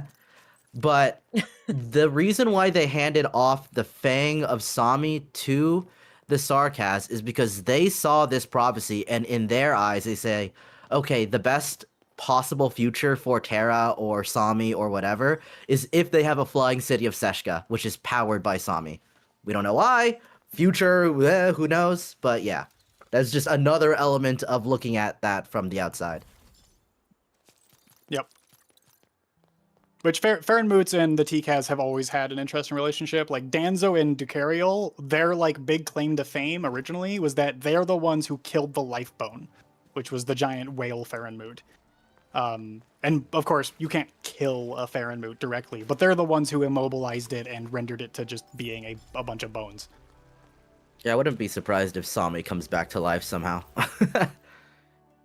very much just do that, I guess. Yeah. Yeah, there's the breakdown on. Yeah, and here's the moment where it's kind of explained. Kutarshtai just wants more than just the crown. He too once possessed the king's power thousands of years ago. He did not manage to get the full picture, but he definitely sensed the king's power to influence others. Control. The more you experience absolute power, the harder it is to resist temptation. Be it Teresa or Amia, Kutarshtai has been watching every single king and their successors in secret for a long, long time. His obsession with power compels him to extend his life by maniacal means without hesitation, just to seize control of that power once more. So that's Kalsid breaking it down for us. This is a plot line that hasn't been, and I'm not sure will be, resolved in the original Arknights, so it feels like this is a carryover into Enfield. Yes, that's what I think is going to end up happening. Word vomit. Yeah. Information. I'm learning. JM, do you think the future snowy area they showed in the stream is part of Wuling? I've had a lot of arguments online about this. We know it's north of Wuling. We already know that for sure. There's a file that says the old Sami snow priest in the snowy forest nearby. Yeah. So, wherever that is. It may not be part of Wuling specifically, but it's at least part of HAS territory, for sure. Pretty much. I think it's also possible, I guess, that it's one of Sue's paintings because dusk powers, but that's just kind of... I hadn't heard of that one. That's an interesting theory, too. I like that. I kind of got rage baited the other day. I finished the Wang event like you told me to do. And yes, somebody a long time ago when I was like theorizing about Sue said that Sue has, how do you pronounce it? G? That Sui sibling? The one with the writing knife. Yes. That Sue has her powers, but now that I finished that event, I literally don't see it. Yeah, no, so I don't think Sue has G's powers. So, you know what? Maybe we should... I should yeah, we're kind of going off the rails now. That's what we've been doing. We'll probably keep doing it consistently. Let me pull up... Oh, I got the wrong page again. But from my understanding, she has Shu, Nian, and Dusk's powers. Because they're the ones who made her. What's the name of that event again? It's... Something So's. Oh, yeah, we were going to talk about it. This is on the conversation list. Yeah, yes, it is. Okay, there you go. There's your transition. What a transition it was. Thank you. Where is the moment? Here it is. That one. Yeah. So, well, let's do this really quick before we move on. Ash. Yes. Do you have any questions, comments, thoughts? No. My head is empty. Yeah, no, that's all fair. right. That's the normal reaction, really. All right. Well, No, I'm just absorbing right now. Okay. Don't worry. You will know if I have something to add. I For will sure. interrupt you. I also want to give you a rude, chance because I can just go. Oh, I know. I'm the same way. Don't worry about it. We're gonna move into Sui stuff here. So, just to recap, Sui is a Farenmoot of Terra, probably considered one of, if not the most powerful Farenmoot of Terra. Ooh, I can't words. And there was so there used to be a lot of different Farenmoots on Terra, and I know it's pronounced Farenmut. I'm sorry, I'm so used to saying Farenmoot. I'm always gonna result to that. Happens. But there used to be a ton of Farenmoots on Terra, and Yon, I think it was several thousand years ago, maybe it was exactly 1,000. I don't remember the exact timeline. But Yon, the Emperor of Yon, the True Lung, as he's called, made a deal with Sui to essentially begin what he called the Great Hunt, which was a massive war and alike between mortals and the Farenmoots, where they killed off and or subjugated all the Farenmoots that existed within their territory, and then Sui essentially let himself be subjugated and locked down, and then these 12 proxies would over time start to generate from Sui's remnants, and the proxies are basically just lesser Farenmoots. They are avatars that have generated from the power of that original Farenmoot. They take on a human form usually, but it doesn't necessarily need to be human. And they possess fractions, pieces of that power of the original Farenmoot. They are not the same level of capability, but they're more powerful than a mortal, and they do live forever, seemingly. So, in the storyline of Sui that happens over the course of Arknights, which they release one new chapter for Sui every year, we've had a new sibling of the Sui proxies, a new one of that family line, kind of join Rhodes Island with each chapter. And each one of the stories focuses on one of them, but usually the storyline is like they're all slowly finding each other again, and they're all gathering together for a greater purpose. A purpose that culminates ultimately in the most recent Sui storyline with Wang. But in A People Sows, which was I think this was 2 years ago. A while we back. had some of it was a bit ago. This was I Shu's event. 3. I don't know. Yeah, Shu was this middle sibling here. And for extra relevance, each of the Sui proxies represent some form of like art form or job. Like they each kind of like pick something that they are going to specialize in. Shu specializes in farming or agriculture overall. And then you have Neon. This was the first Sui sibling we ever found. She specializes in blacksmithing. She's also weird and loves to make movies. That's a whole separate thing. But she specializes in blacksmithing. And then you have Dusk, who specializes in painting. Now, what's interesting about this is or C, she pronounces it as Su. Yeah, Su, thank you. She pronounces it as Su. Su has elements of all three of these. And in the storyline of A People Sows, when these three got together, they specifically talk about creating an artificial Farenmoot heart, which we then see actually be a thing in 1.2 of Enfield. So, as far as we're able to tell, these three succeeded in their goal of creating a Farenmoot heart, an artificial heart.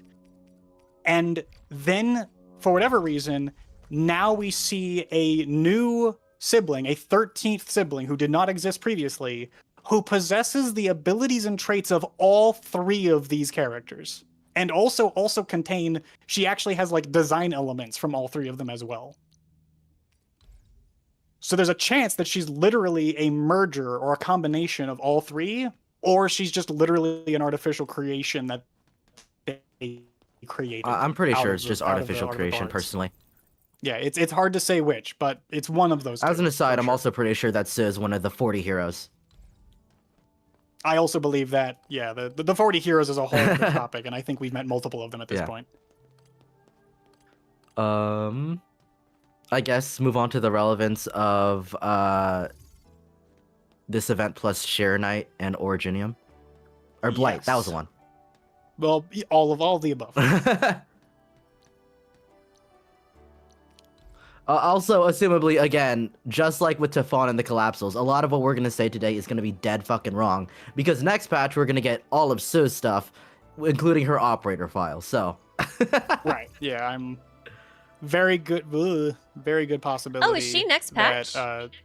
Assumably, we don't actually know, but she's been in the promotional material since 1.2, so it's like, come on now, surely you must come soon. She's also she's the only character of the three that's in the story already. Yeah. I guess and that's just knowing how Arknights likes to work, they often will introduce a character in the story, and then that character becomes playable within a couple patches. Or they enter NPC jail for 3 years and then don't show up again for... I read! Yeah, I get that. I was gonna say, because, like, we've got Lino, the second half of this patch, and then there's 2 more characters that they teased in the trailer that was, I don't remember their names, but Yellow Centaur dude and Purple Demon. Yeah, the Purple Demon, the Purple Demon girl is Typhon, which is the Collapsal Link character that we were talking about earlier. I did not know her name. I couldn't remember her name. Yeah, fair enough. I will also say the end of 1.4 ends off with, I think, Sue talking about, hey, I'm going to be back real quick to heal you of the weird ether corruption you have. So, Yep. assumably, that's the plot of the next patch. I would buy into that. I think that's very likely. I would assume that show might be playable in like 1.6. I could see that. I don't think it's as far as 2.0. I think it is 1.5, 1.6. Yeah, but I don't know how long the patch cycles are for Endfield. Like, will we go to 1.7 or 1.8, do you think, or no? I mean, we don't know. We literally don't know what the patch cycles are going to be like yet still. Yeah, that's kind of a business decision. Like, that I could easily see them dragging it out so that 2.0 is the anniversary. You know what I mean? I'd rather they not do that, but yeah, I could see that. I have theories about where the story's gonna go, but like how long they're going to like take to reach these new storylines and move to the next cities. There's no way for me to know until they start creating a pattern. It's easy in normal Arknights because we know what the pattern is. They've had a pattern that they've followed for like the last 6 years, so it's pretty easy to guess in Arknights, but Infield's new. If we're doomed to stay with Wuling related places for a while, we could still go to the Hongshan Academy of Science, like the Hongshan Crater. Yeah, you have the Hongshan Crater, which I think will actually probably come up at some point because that new blonde-haired dude, he specifically is noted to both be an Imperial Guard, which is super interesting that Imperial Guards are on Talos in the first place. And second, he also is noted to be linked to the Hongshan Crater in some way, like he's guarding it or something, based on the little bit of information we got on him already.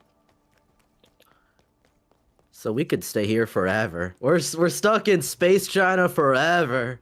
It's the CN show all over again. Oh, no, please. Oh, no. Going back to Shu in this event. So in the storyline of How a People Sows, where Shu was introduced, she is the storyline of this, just to break it down a little bit, is that there's a city that she is sort of helping. It's an agricultural based city, and they have a bunch of Tiansha who are trying to both, like, the city is essentially like they feed the entire country of Yan. They grow rice fields and other plants in order to feed the entire country. And they recently got hit by an originium catastrophe that they are then having to deal with the repercussions of. And in there, you have here on the right, Hishong. He's a new Tianshi, if I remember correctly, who is trying to fulfill a new. He's trying to produce new originium resistant crops, which is something that his original teacher kind of left behind as a project that he was working on. And they specifically did find a surviving plot of originium resistant plants that they believe they could then sort of like crossbreed to make more of their plants resistant to originium. But what's interesting about that is in Endfield 1.4, they specifically mentioned that multiple generations in the past, another Tianshu had successfully created blight-resistant crops as well within Wuling.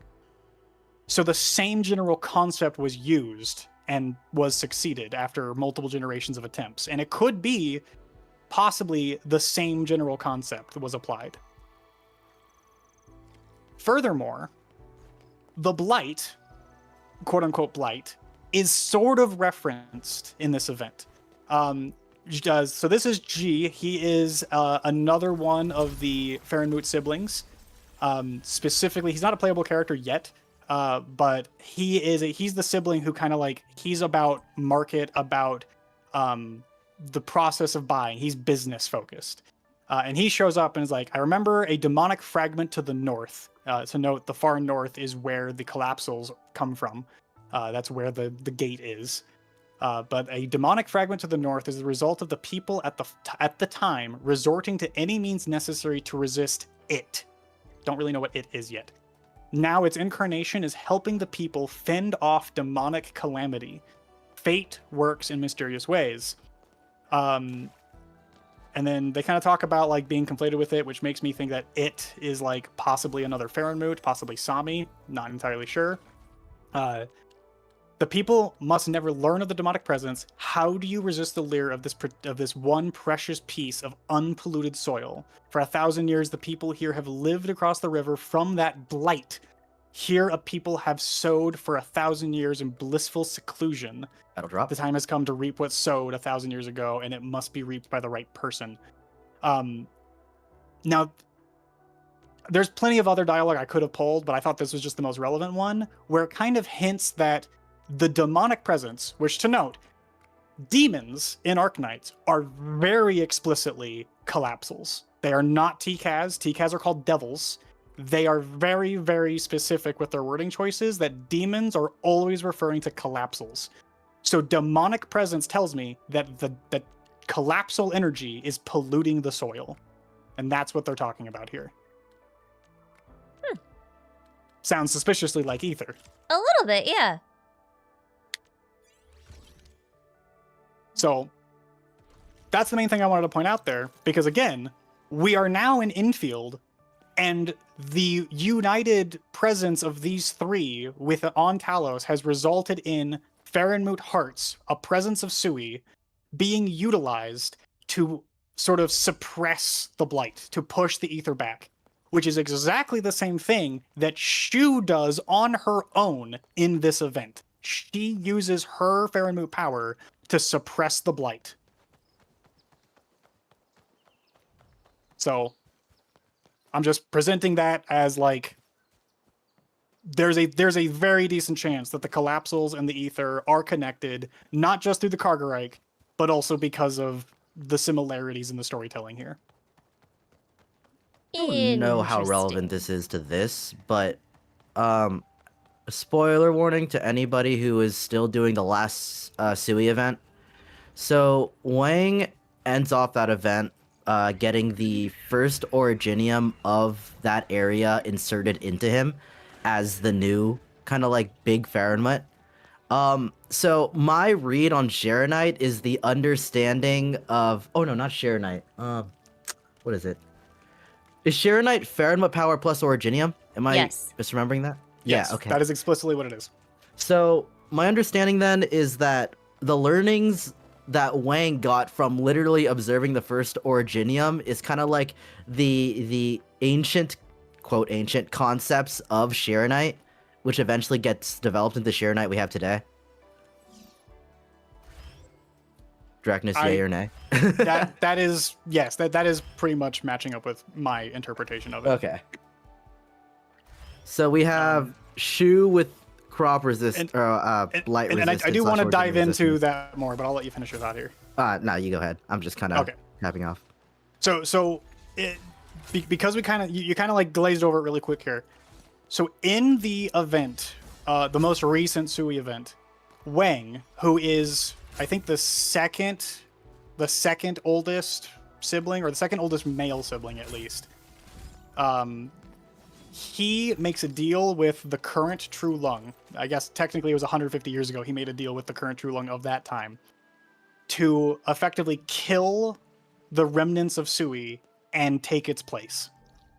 And that way, like, they could live without fear of Sui ever reviving itself and taking revenge or destroying Yan.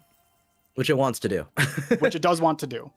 And in the process, he succeeds, but another Farenmut, or at least another Farenmut proxy, shows up. Of a different Farenmut, yeah. Yeah, and proceeds to shove one of the three Prime Originium. This is the other Farenmut. She proceeds to shove a Prime Originium, one of the three. And to note, you know what? I'm sorry. I'm going to tangent really quick here because it's kind of important for understanding the Prime Originiums as they are.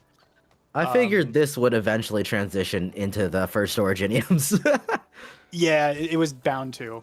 And I just made a episode of Lore Archive that describes this in greater detail. If anyone wants to go watch that, please do. I want that series to exceed. So there's 3 Prime Veins on Terra. To note, Terra is a supercontinent. They have 3 originium veins that act as like where the massive deep underground clusters of originium exist. And these 3 veins seemingly coincide with the 3 prime originiums that act as their origin source. So currently it is believed that we know the location of 2 prime originiums. One of them is Omninam, which was crucial to Chapter 14. Omninam is the prime originium that was found by the first Lord of Tikaz Farchaser when he also found the crown, the Black Crown. And that one, we believe, likely originated, correct me if I'm wrong, I'm pretty sure it likely originated with the Colossal Prime Vein. I'm of the mind it's Targan. I don't know how to pronounce it might have been Targanglis. I'm blanking on which one it was. The reason why I think that is because I'm pretty sure Priestess has control of the Colossal Prime Vein First Originium. You know what? I think you're right. So actually, I think I had it backwards. Yeah. So Omninam, I believe, came from Targanglis, the Targanglis Prime Vein, and then the Colossal. We currently don't have that particular Originium Prime, but the Jingyu Prime Vein, which is mostly in Yon, it also kind of goes into Ursus a little bit. That one is specifically the one that was being used to suppress Sui in the first place, and this Farenmut proxy shoved it into the body of Wang after he took over Sui, after he became Sui. And so now Wang is literally both Sui as like his body and also a prime originium merged together. With the cute little side effect of protecting that first originium from Priestess having control over it. Correct. As like a small aside, I feel because we know that one of the first originiums are on Talos too. Of all the candidates, I feel like the most likely one is the one that Priestess has under control, because that would just be part of the resolution of versus Priestess storyline of Arknights. But that's just kind of crap. Yeah, I think it's either that one or it's the one that Wang has in his possession right now. Yeah, it's one of the two. And the reason why it has to be one of those two, it cannot, in my opinion, be Omninam, is because we know what Omninam looks like. It's the only one we've actually seen depicted. And I'll pull an image of that up really quick here. Here we go. So, remember that in the prologue for Endfield, we saw that the Originium Prime that was brought to Talos is a pyramid. It's pyramid shaped. Omninam is not shaped like that. This is Omninam in the sky right here. It is very clearly a more like trapezoid crystal looking thing. It is not shaped the same way at all. Agreed. So yeah. So I guess go back to how that matters for Sui then. Well, and yeah, how that matters for Sui ultimately is I think again, we know that Farenmuts, because of this event, we now know Farenmuts can sort of bond with Originium, and they both kind of like protect it and also like merge with it in some capacity. It's still ethereal on exactly how that works. But through that, plus Shu and like all of them creating the artificial heart, plus the presence of Su, I believe that's the origin of Ziranite. Ziranite was sort of all of this being studied by Tiansha, and them realizing we need to merge these powers in order to suppress the Blight. We need to do this in order to essentially try and cure our land. That's where I'm taking this ultimately, is just I think this is all leading up to what we've already now seen in Endfield. I also saw there was a throwaway line in 1.4 when Sue was talking about some friends or people that she knows from Yumen, which makes me feel like there's like a half chance of Chongyue or a descendant of Zhu Li here, but that has nothing to do with anything. What are we looking for? This thing. Someone mentioned in my chat just now, and I felt I had to at least address it somehow. So in the prologue, yes, the Prime Originium we see is in fact a giant pyramid. We then see in that same prologue that Inmin controls the Protocol Originium via what is called the starting point, which is also a pyramid-shaped Protocol Originium piece that also has like a slight bit of like seemingly like damage or something on it. Which is where I personally get the theory that Endman possibly took the corruption of the first Originium, or at least took a piece of that first Originium to construct Protocol Originium. I know it's kind of tangential because it's just like, oh, it's same shape, same look, but like, again, I don't think that's an accident. I think there's a very good chance that it is linked. Seems reasonable to me. I think so. I'm trying to think of However, any Protocol Originium reference. The problem with that theory, though, is timeline. I don't think they can be one and the same, because we know that Protocol Originium was created during the First Angloy War, and the Originium Prime was corrupted that, right? at the end of the war, is what I remember. Keep talking, I'll look into it. I'll look at those files. Yeah, go for that. But if that's the case, if it is at the end of the war that it got corrupted, then that would mean he created Protocol Originium before that corruption happened, which would indicate that that the first Originium is still on the planet and is not the same thing as the starting point. He might have created his own separate first Originium using that other one as a sort of like a reference point, or like a he took Originium from it as like his creation. You're right. The Reconvener Nexus file says it was contaminated in the final battle of the First Angloy War. Right. So yeah. So he had to have created his own, essentially, his own separate first Originium called the starting point in order to create Protocol Originium, and that's the origin of Protocol Originium, is how I'm currently interpreting it. That sounds right. So there you go. That hopefully that answers that chatter's question. Says here, Protocol Originium was created before the First Angloy War, and its creation was validated during the First Angloy War because TPing is OP. Yes. Imagine being able to just teleport wherever you needed to go. Kinda good. Kinda good. It seems pretty useful. All right, where do we think we're going next? There's one last thing I want to mention about Farenmoots, and that is specifically Levitain. Just such a big question mark. Why did that Farenmut sword come out of the first Originium?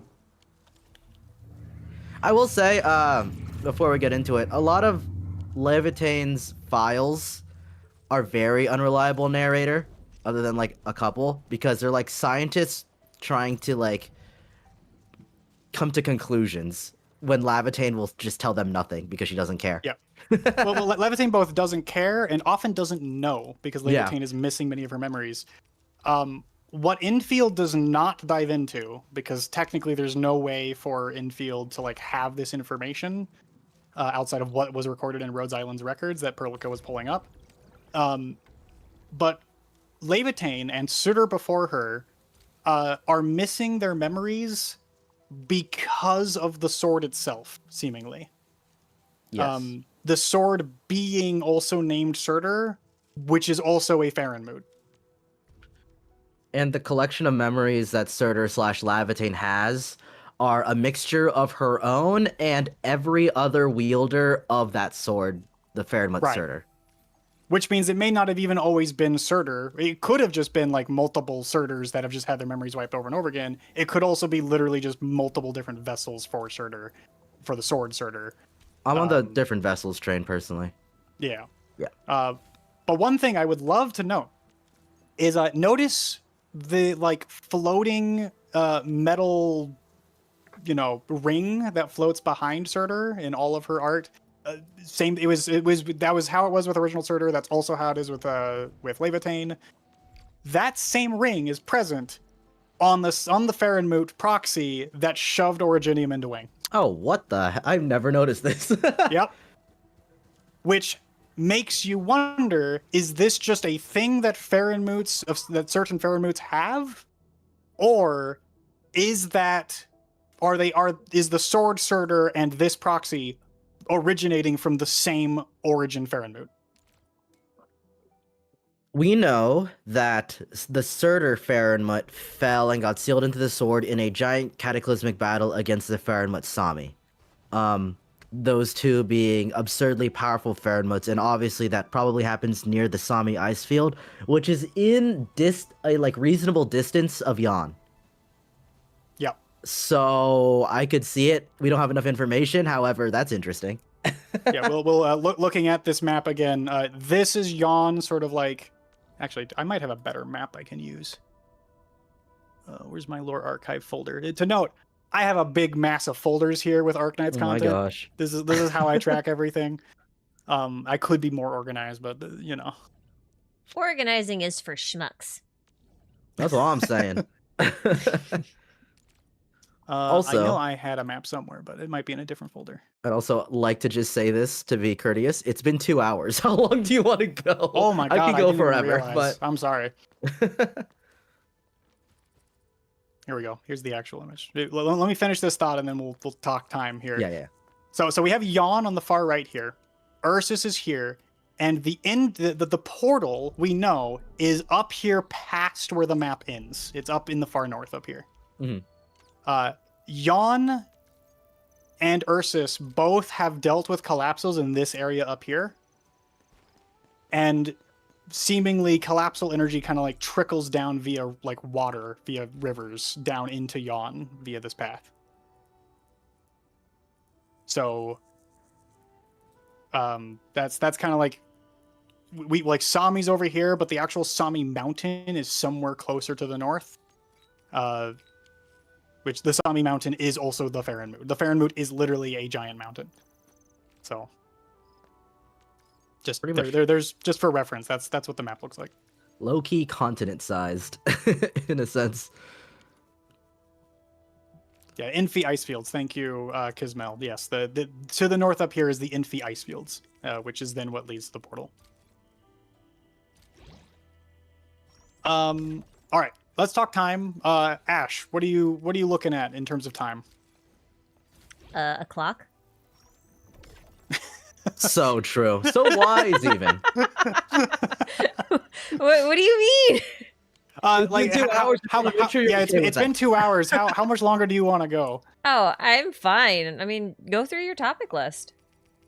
Okay. I'm learning. 4 hours I mean, is. I know I'm not talking much, but that's because like some of this stuff I don't have much to like add. Yeah. Really, or like questions, because like a lot of this I'm pretty familiar with. It doesn't feel too new, but it's still nice to kind of be like, oh yeah, okay, that assumption you had is correct. Hooray! Hooray! So in my head I'm going like, yeah, okay, I got that one. A little off on this one. I got that one though. You know. Yep. And again, this is where it's like the wiki is usually pretty well detailed. I figure you just don't it's get okay. a lot of the specifics. Yeah, I feel like it's okay for like, since I'm mostly doing Enfield stuff, I feel like it's probably sufficient for getting like the super high level gist, which is probably all you really need for Enfield until Enfield says, okay, no, you need more detail. But then Enfield will give it to us. So. Well, and that's where, like, for me, the big stuff was like, oh, hey, the moment Farenmoot Hearts got mentioned, I remember on stream just going, oh my god, they did it. See, I remember they were working on something. I didn't quite realize it was a Farenmoot Heart.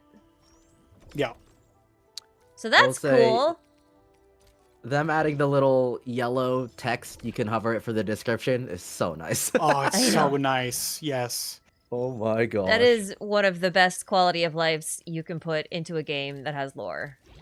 The first game I saw that did it was actually Final Fantasy 16, and then ever since then, I've seen at least 4 other RPGs just do the same thing. I've seen it in a few. Or sometimes what happens is like any new thing that's highlighted will just show up in a thing that you can look up after the dialogue ends. Like there's like a glossary. Glossaries are super common in RPGs. Yes. But like being able to quick view the they're glossary common at any in a time lot of is fiction. nice. Yeah. If you've ever read The Lord of the Rings, you'll know that a lot of the time he has an entire like section of the book that is just dedicated to background lore that he then will like reference in each chapter, and he'll have a little citation going, go look at the appendix to read on this section. So it's, it originates from all the way back then. That's excessive. I don't want to do that when I'm reading. I'll do it when I'm doing a game, but it's so hard for me to do it when I'm like reading. Yeah, I come from a world where I just got used to doing that. So even when I'm reading Arknights, I'll see a word I don't recognize, or I'll see a term that I like. I'm like, I think I should know that, but I should go look it up, and I'll literally stop reading to go look it up.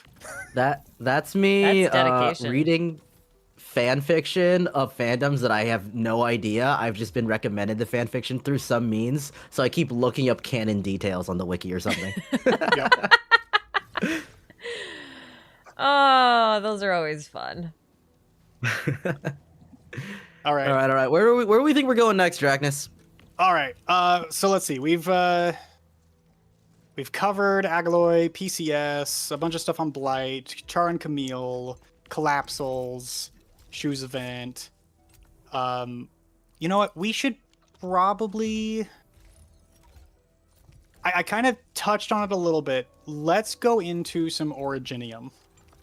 Okie dokie. And like the nature of Originium itself. I have comments on that. Let's do it. Let's do it. We love precursor projects. Hell yeah! Let me see it. And actually, maybe we can just talk about precursor projects as a whole in that case, because there's a lot to talk about. Just dive into the Seaborn real quick. Civilized Eterna. Go all the way. Oh, the Seaborn. Oh, man. Why not? I'm still not sure. I'm half hoping we don't have the Seaborn in Endfield. I want them because rule of cool. I can't deny that. We do know that the Aegir are on Talos, so there's always the chance. True. Okay, so this is some text pulled from chapter 15, chapter 14. There's a moment in chapter 14 where Omnidam gets summoned, and then a small crew of the Doctor, Calcit, Logos, Omnia, and W all basically get assimilated via Omnidam into the assimilated universe. And the only reason, according to Calcit, that they did not get actually fully assimilated, as she says down here. Sorry, I gotta switch my window so everyone can see. As she says down here, okay.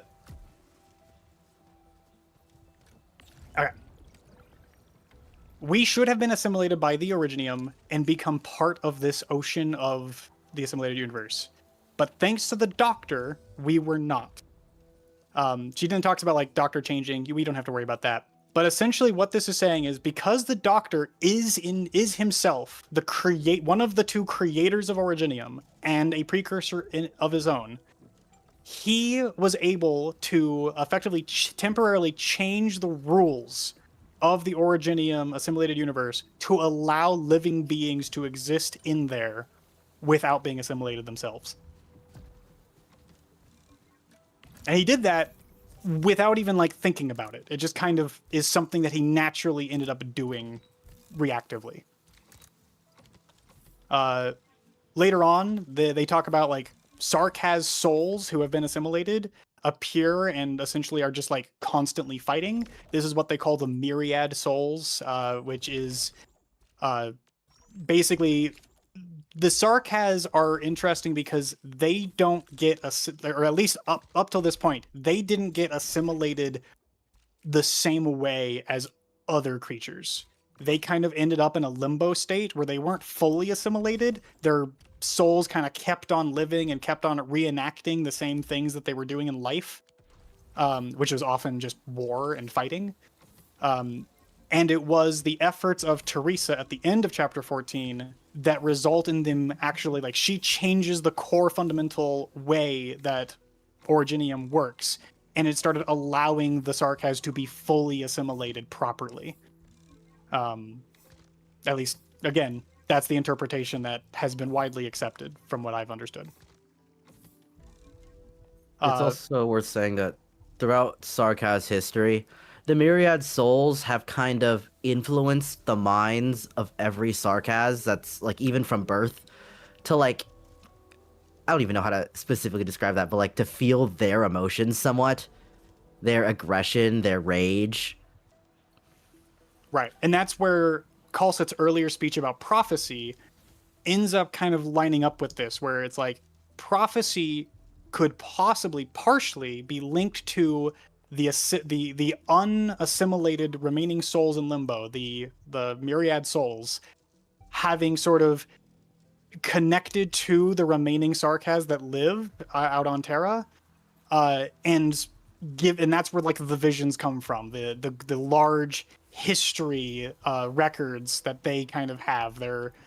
Their bloodline memory comes from the myriad souls being not properly assimilated. But again, supposedly that was fixed by Teresa. Right. Which is then where I go into, technically, there's two kinds of prophecy. You have the assimilated universe ancestral memory prophecies. You have the Cyclopes, who theirs is seemingly like they have like an ancestral ability to kind of calculate into the future, and Originium Arts has enhanced that ability. And that seems to be a separate thing on its own. Wait, so that's not them gleaming into the history of the Sarkaz to make a prediction? Well, see, but that's the thing. Because the Cyclopes keep that ability even after the myriad souls disappear, and furthermore, the Cyclopes had that ability before they even started getting assimilated in the first place. Like, wait. Like that was an ability that the Cyclopes had when they were still TCAS, before Originium affected them. I see. Which means that's different. That's its own thing. Huh. Let me look up an operator file. Keep going. Yeah. So this is where things get like kind of muddy, because prophecy can refer to multiple different things here. You have the prophecies that come from the myriad souls, the ancestral memory. You have the prophecies that come from Cyclopes, who have that ability just innately, but also have it enhanced via Originium, possibly merging the two somewhat. We don't really fully know or understand it. And then you have the prophecies that are possibly just fake, that were just created by people like Quisartustaj, who just kind of made something up and are trying to make it happen. And this is where things, again, get really confusing. Yeah, this is the operator file for a Cyclops that specifically talks about the mechanics of the prophecy. Okay. At least specifically her prophecy, Valarkin. Yes, I don't know how to pronounce that. Yeah, here, let me I'm going to open it up here really quick. If we go to the classified log, that's speaking specifically of the Sarkaz version that you're speaking of. I guess I just am unfamiliar with the pre-assimilated universe or pre-TCAS, during the TCAS, while they were TCAS prophecy.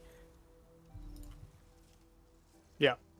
So I'm going to read through this really quick. Historical records have always left the Sarkaz tribe of the Cyclopes shrouded in mystery. In modern times, some even believe their deeds to be nothing more than myths or legends, tall tales born from misunderstandings. With the exception of the memories passed down through the Sarkaz, which I'm assuming is Myriad Souls related stuff. Well, so with the exception, one thing I want to say real quick is that the Myriad Souls was explicitly those souls trapped in the assimilated universe. There's still history recorded without the Myriad Souls, right? Maybe, possibly. Mm-hmm. Again, we don't really have anything directly stating that. Okay. But I think it's safe to say that that is the case, because Originium has always been, like, the AU is always about recording civilization, recording data from the things that it has assimilated. Right. So if it's recording memory, then yes, I would assume that you can still access that even after the assimilated souls moved on. it was the thing about the assimilated soul, or about the myriad souls, is the myriad souls made it so that ancestral memory that the Sark has as a species basically were just affected by those memories passively. Now you have to like go in and actively look for it. Right. It's kind of my perception of it, at least. But it's if I'm reading this as, with the exception of the memories passed down through the Sarkaz via the myriad souls, the last written record of the Cyclopes in the nation of Terra appeared about 110 years ago. Afterwards, they disappeared completely from the public eye. That's the Sarkaz King, right? Or no? Well, so 110 years ago, I'm trying to think when exactly that would have been. Regardless, most of the power descriptions in that first paragraph, the classified log. Right. But yeah, I can't say for sure when exactly that was. Afterwards, they disappeared completely from the public eye, even though Rhodes Island knew that the Cyclopes had foretold the firestorm that would engulf Londinium. None of them were witnessed appearing during the conflict itself, which is why when Valor Quinn took the initiative to reach out to Rhodes Island and even express her desire to work together, the news was met with astonishment even by Sarkaz familiar with the Cyclopes. Astonishment, but also deep concern. Curiosity and joy were the furthest things from anyone's minds. What the legends say about the Cyclopes have largely proven true. They can indeed foresee the future, and what they see are usually visions of doom. And down here we even have this bit, although their foresight does fall within the scope of Originium arts, a more accurate description would be an innate sensitivity, so the innate power of the Cyclopes, rather than an active use of arts. Mm-hmm. It is, in essence, still a comprehensive deduction derived from the collective memory. So they're saying it's still actually using that collective memory, but the cognitive tendencies shaped by the race's long suffering may be why the Cyclopes tend only to foresee miserable tales. So it's possible they had the ability always, but the collective memory and the myriad souls kind of forced them to see very specific visions rather than having more control over it. So it's adapted. That's kind of my interpretation of this. I would assume the Cyclops of today on Enfield have this Sarkaz painted version of the prophecy as well. Seeing prophecy as well. Right, and that's where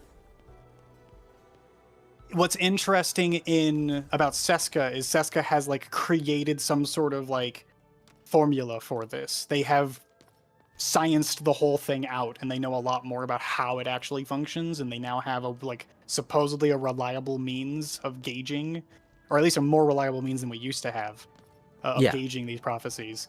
But it's possible they're still being affected by that myriad soul's sensitivity. Makes sense. So basically, this is like one of those episodes where you go to a medium, and then they're just like, is there a Carla in the room? I feel a Carla. She had diabetes. Oh, my ancestor named Carla had diabetes. She's telling you to watch out for cars. Oh, I just had my license revoked. Oh, no. Thank you, Auntie Carla. The power of prophecy is the way that you tell that you're going to get type 2 diabetes in your future. Yes. Perfect. To be fair, a lot of the prophecies, and again, this is where like the Cyclopes prophecies often were like, they were really accurate in the short term, like if they were like really happening within the same like couple of minutes. But then the longer and longer out that they were, the less and less accurate they got and the more muddy they got. For example, one of the prophecies that was brought up back in Babel, the Babel event, which is a huge event for the story of Arknights, there was a prophecy that a Sarkaz child would appear from sort of like a glowing wall, and then that child would be like one who would, I believe it was like cited that they would be like the savior. And that happened, but then the child in question never ended up being the savior because the glowing wall was interpreted incorrectly. They saw a child emerging from a giant sandstorm, which looked like a giant glowing wall, and so they interpreted that to be the person. When in reality, the glowing wall was actually Originium. It was actually the assimilated universe itself, and the prophecy was actually talking about W, as far as we are now aware. Who's W? Oh, Bobby. Oh. You like bombs? You like explosions? Yes. Let's pull up. Well, I never heard the Wishadel. W interpretation before. I don't have an interpretation myself, but so that's interesting. Yeah. So yeah, in Babel they thought it was Ascalon who appeared, but then this is why W became the speaker. So in Infield there's actually a character that's referenced in some of the weapon lore, and I think It's there's in one other Camille's location. weapon file. Yeah, Camille specific, his weapon file talks about it's a couple of Sarkaz talking about what's happening on the other side of the gate. There's also a moment where they're talking about like the speaker just like is already, she went back to Terra. So the speaker is supposedly still on Terra and is alive, and the speaker, last we heard, is W, also known as Wishadel. I was gonna say, you dead naming her? What's going on? There it is. This is W, and W is a character who's been in the story of Arknights for, I mean, literally since the beginning. She originally was on the side of Reunion, which is sort of a terrorist organization that we fought very early on, and W was always sort of a double/triple agent. She was working for. W was weird. She was working with Reunion, but she was also kind of working with Reunion at the orders of her commander, who wanted her to essentially spy on Tallulah, and that commander was working under like assumptions that he was still working with Rhodes Island / Babel, and so they were carrying that Lixion. W herself was never like specifically on anyone's side, but she regularly changed sides. She would flop around based on what she believed was like her fit with her motives at any one moment. This is why her main theme song is called Renegade. Anyway, all of this is to say, ultimately her main loyalty was to Teresa, who was the Lord of Fiends before Amia. And when Teresa gave W the name Wishadel, because W itself is actually a call sign. Sarkaz mercenaries often don't have names themselves. They adopt the name of the last other Sarkaz mercenary that they killed. And so she became W because she killed the previous W and took up his knife. Teresa gives her the actual name Wishadel, which, if I remember correctly, is like linked to some form of ancestral name for the Sarkaz. I don't remember exactly what it was. And after she took up the name Wishadel, she exited the Originium, which to the Sarkaz looked like she was exiting a golden wall. And essentially the Sarkaz then decided she was the one to become the speaker, which is also something that Amia kind of made happen, because again, Amia is the Lord of Fiends, so Amia kind of blessed that interpretation and allowed Wishadel to become the speaker, the ambassador of Kazdel, which is the Kazdel is another term I guess I should explain really quick. Kazdel is essentially both the name of like the main city, the home of the Sarkaz, but it's also kind of like it's their ancestral home. It is like the city is the people, like their home is where the people are, and that is Kazdel. But Kazdel is also a location at the same time. It's like two different references. It can get confusing when going through like historical documents. Yeah, if you know anything about Israel and the origin of the Jewish people, it's very clearly kind of taking inspiration from that. But like ancient Israel, like Right. Old Testament Israel. Right. Biblical. Yeah, pretty much. Yes. Again, Babel is the organization that was made by Teresa and Kalsit to specifically act as a organization that would help Kazdel and the Sarkaz sort of communicate and make peace with all the other nations of Terra.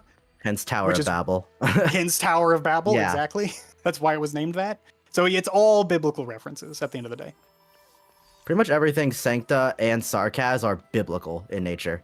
Right. That's how I find Arknights very easy to consume and figure out, because you just take the baseline mythological / historical context in real life, with like Gaul being French, for example, stuff like that. Yes. Here it's Bible.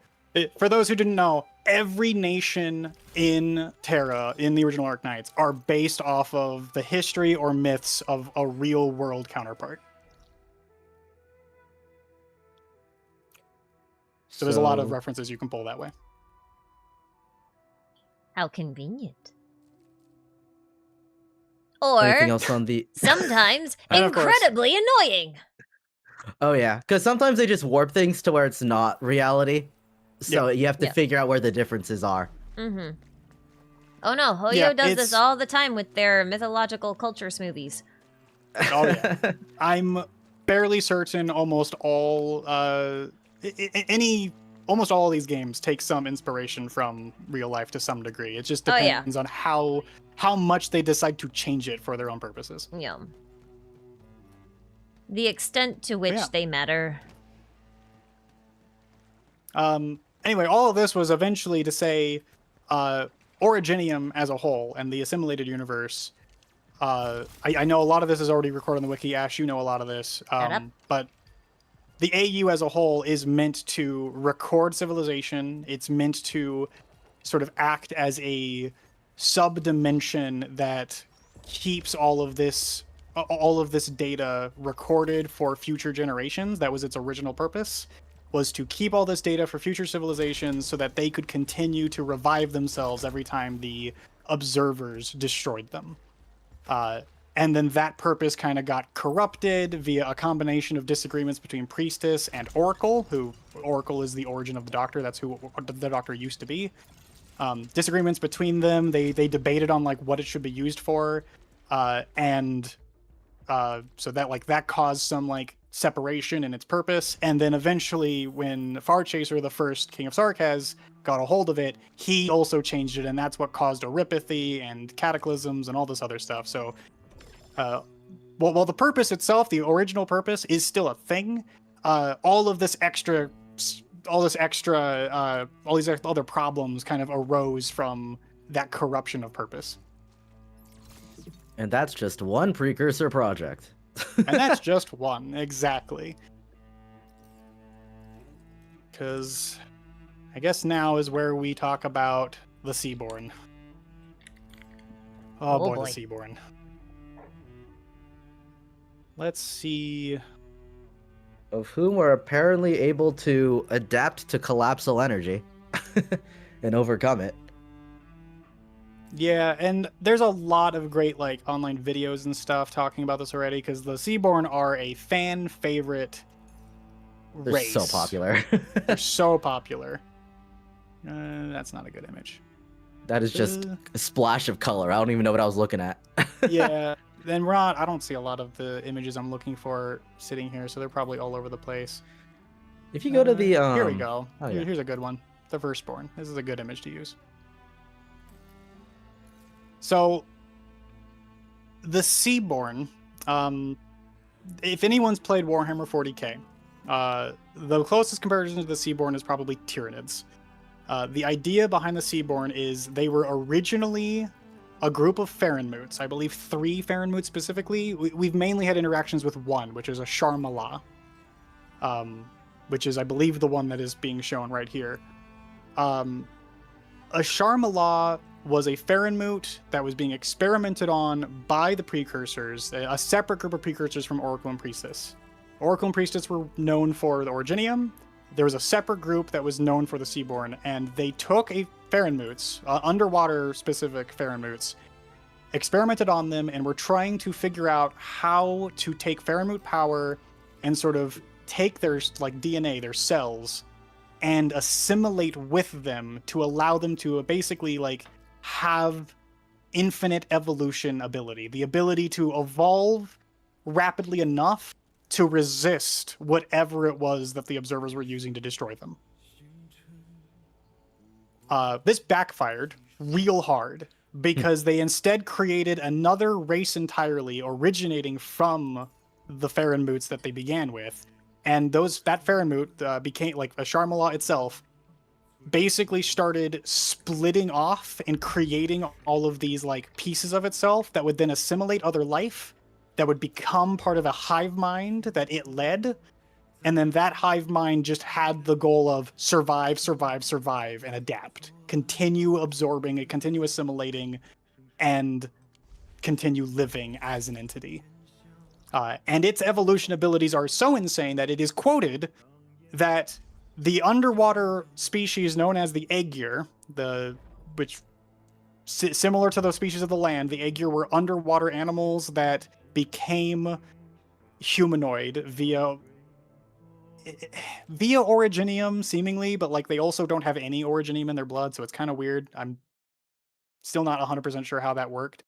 But they became humanoid. They're the most advanced race on the planet because they actually had direct access to precursor technology from the labs that were used to create the Seaborn.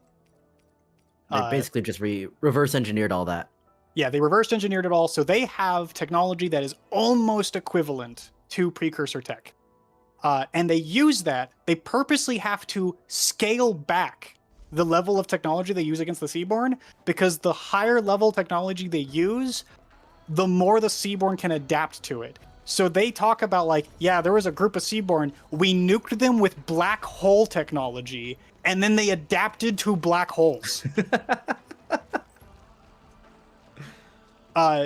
And so they like, every time they come across a new group of Seaborn, they have to be like, all right, we're going to start with just the basics. We're going to hit them with clubs and sticks and kill them that way until we can no longer kill them that way. Then we're going to evolve to using fire and heat. And then once they resist fire and heat, we're going to evolve. And like, they just keep having to like scale their technology up to continue killing off the Seaborn until they've successfully wiped out a group of Seaborn so they can reset. But the problem with that is, like, knowing that you successfully killed off the entire section of a hive mind is really, really tough, because the Seaborn instinctively will try to survive so they can pass their evolutionary traits onto another group of Seaborn. They will always try to, like, run away. And so that's something they always have to handle. They always have to figure out how they're going to do that. It's kind of why this hyper-advanced race of the Aegir are tied down. Because yes, they have the tech to probably just wipe the rest of Terra, but they have to deal with the Seaborn the whole time, so they don't really have the time. Right. So yeah. In the context of just in the context of like precursor projects, I don't know, it just gets freakier and freakier, and you have to think, can these deal with the observers? Originium is a solution that evidently maybe can. Seaborn, I don't know. Do we think that... What did ending 3 say, or ending 4? I forgot. Didn't, like, the Seaborn ascend into the fucking stars or something? Because they adapted? So for reference to those who don't know, who have not played the original game, in Arknights, we have a game mode called Integrated Strategies. Integrated Strategies essentially are roguelite game mode, but it comes with its own forms of stories, almost all of which, or all of which, are technically like speculative stories. They don't necessarily, they're not actually things that have happened, but they are possible futures that have not occurred or have not yet occurred. With the exception of like IS-6, where some stuff in IS-6 did actually happen. It's like it's usually told in kind of like a Dark Souls manner too in IS, where everything is scattered everywhere and you have to put the pieces together rather than one continuous story. Right. For instance, IS-3, which is the one about the Seaborn, this is where we first saw one of the precursor labs that was underwater, because this is a precursor lab right here. And then here's a Sharmala as well, fighting someone called the Last Knight, which there was a big fan theory that the new character that was shown off in Endfield is the Last Knight. I think we've successfully completely ruled that out at this point. But yeah, the Last Knight is technically a Casimiran knight who decided to go to the ocean and fight Seaborn, and he got infected himself, but he is so badass that he managed to avoid assimilating to the hive mind fully. So he just keeps fighting. Anyway, that's besides the point. I think it's that ending. Yeah, this run right here. So in IS3, there is an ending. So again, these are speculative endings. They are not canon. They have not happened. But in IS3, one of the endings is Ashar assimilates with Scotty, who is an Aegir character that we have in game. And when they assimilated with Scotty, it's like Scotty's own personality and Ashar kind of merged, and Scotty proceeded to lead the Seaborn in a war against the land. And they almost successfully wiped out all humanity. And it was only with the help of Mizuki, who is actually a character who was technically a biological experiment with like Seaborn genetics. Mizuki successfully kind of convinces the Seaborn that they can coexist. But part of that coexistence results in the Seaborn actually leaving the planet itself. They actually break a hole into the now I'm blanking on the name of the sky globe. Star pod? The star pod, thank you. They successfully break a hole into the star pod, and then they go into the greater universe. And in that ending, Scotty / Asharmala is noted to basically say, after literally, like, we don't really know how long, but after millennium, billions of years, however long it takes them, she successfully assimilates into the Seaborn all of reality, the entire universe. And then basically causes a new Big Bang. So that's a thing. Which may or may not include the observers, but these endings are like, they're not canon, but they're also just alternate possibilities. Like, this could have happened. Right. But it didn't in our timeline. Yeah. But basically what that's saying is, if they were successfully able to do that in an ending, that tells us that the Seaborn are capable of surviving the observers, because there's no way the observers would leave them unchecked. I had like a small idea of like a rat getting on a boat into and going to the new world, like a Seaborn getting in a crate and going through the Cosmic Gate onto Talos 2, and then starting to spread there, which would be kind of scary, but it'd be funny. It would be kind of scary, and the worst part is they actually mentioned something in 1.4 that could be hinting at something along those lines. Do you mean the Shore Beyond or something else? The Shore Beyond, yes. They specifically mentioned the Shore Beyond as being it's an ether phenomenon, but there's mention elsewhere in one of the archive files. You're the one who told me about it, Ramen. About a guy who like tried to go to the oceans to the south and supposedly got lost. I believe that's a Navigator weapon file. Navigator weapon file? Yeah, let me... But that one's more on the talking point that I had before, where I'm pretty sure there's more than one Cosmic Gate on Talos 2, considering there were 2 Cosmic Gates on Terra. Camera. Here it is. Yeah, we hardly really anyone remembered everywhere. his name. A catastrophe messenger. Falcon was born in the border of Casimirs, started his lonesome career, and then blah, blah, blah, blah. Went into the Talos Gate. Yep. Free of catastrophes. Yeah, they're talking about this like one explorer that got to Talos. Most of the Cosmic Gate stuff's near the bottom, I think. Yeah, if I remember correctly. Here it is. A particular story was rather popular among oceanic navigators of Talos 2. Should one see a cloud shaped like a raised mast with full sails at the place where the oceans and heavens meet, that would be Falcon's sail, and that would be a tiding for good weather. And I think actually maybe I skipped it. He traversed the mountain ranges, roamed the entire band, and finally arrived at the edge of the Great Ocean. Legends then claim the Falcon built a ship, and at that very place and sailed off to find a place even further south. He was never seen again after that. So, while they're not necessarily linked... Oh, and here's... Oh, actually, here we go. All the way at the bottom. I'm about to introduce this latest paper on the untold secrets of Falcon. Falcon Gravning kept going south because of his belief that another undiscovered cosmic gate may exist in the south pole of this world. Another cosmic gate. Is that even possible? Who knows? Nobody could prove nor disprove it. He might have found a way home at the end of the sea or simply disappeared beneath the waves. So... The major thing is this is obviously a tall tale in a weapon file, not reliable narrator. But if Right. Rossi's stuff is all real, apparently, then why can't this tall tale be? I have a question. Yes. Are the cosmic gates on Terra also at the poles? No. I don't think the Sargon one is, right? So there are 2 known cosmic gates on Terra, one of which is destroyed. I'm gonna pull that map back up. I'm glad I left it open. So we know that the North Cosmic Gate, to the north of Sammy, in the Infi ice fields, that's the one that we repair and use to go to Talos 2. Yep. There was a second one all the way to the south, down here, past the edge of Sargon, and that Cosmic Gate was also leaking collapsals, and the king of Sargon at the time, the Shahansa, teamed up with another ruler. I'm blanking on his name. Kagin something. I don't know how to pronounce it. Yeah, him. I could pull up images of them too, because we have those images. This is also information from from IS4 specifically, by the way.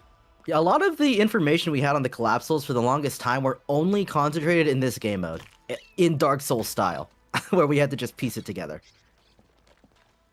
Yep. Here it That is. one. So these 2 here. So we have the Shahansa on the left, and the Kagin, I think was his title, on the right. And they went to the southern Cosmic Gate, and basically with a small army behind them, but their entire army died. Basically using their arts and just sheer might, beat back the collapsals, and then in the battle destroyed the Cosmic Gate. And we know this because at one of the endings of IS4, I think Magellan and maybe Tefon and whoever else was on the expedition team went through the Cosmic Gate in Sami and came out like back in time, however many 100 years in the past, and witnessed the event. So apparently the Cosmic Gates can also traverse time. Yes. Which is like, I was just So that's wondering if fun. there was significance for the cosmic gates in Talos at least being at the poles because magnetic poles. Well, and that's where I was about to get into that, because Terra is weird.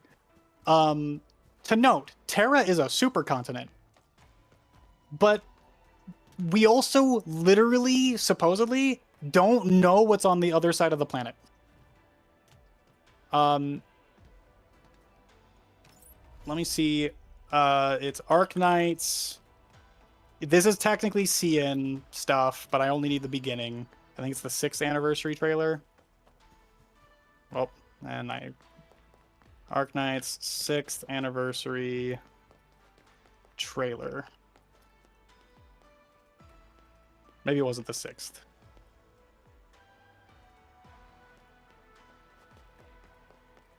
I'll help look then.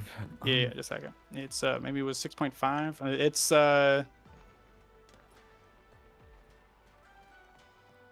we've had so many years now, I don't remember anymore.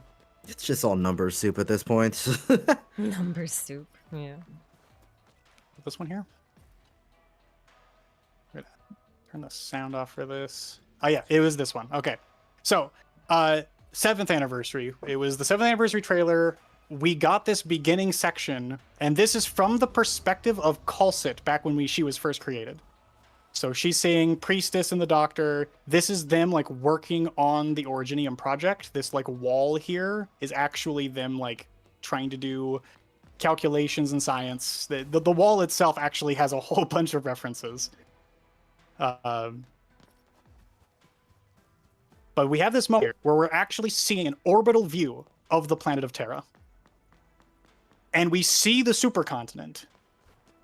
And we see, like, it's just seemingly ocean all around it. So this is, like, the largest view of the planet that we have seen to this day.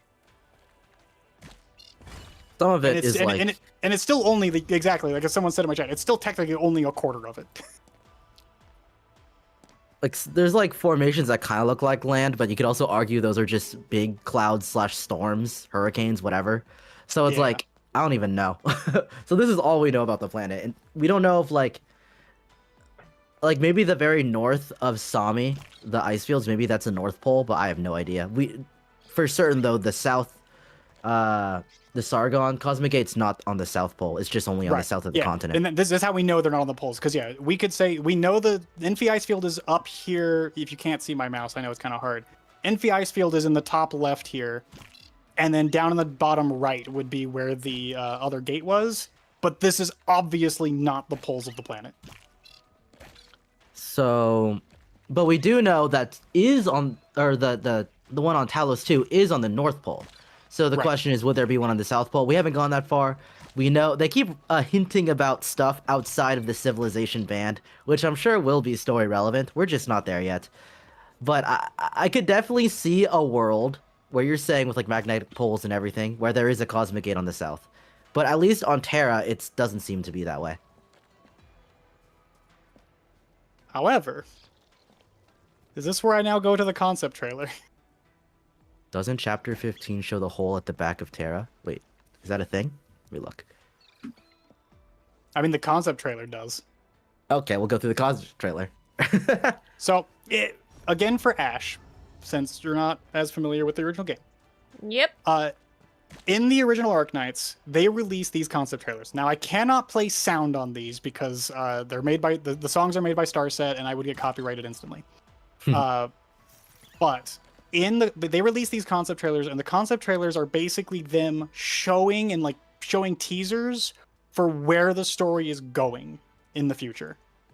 So concept trailer 4 is the last one we got. We're technically in the middle of what they showed here.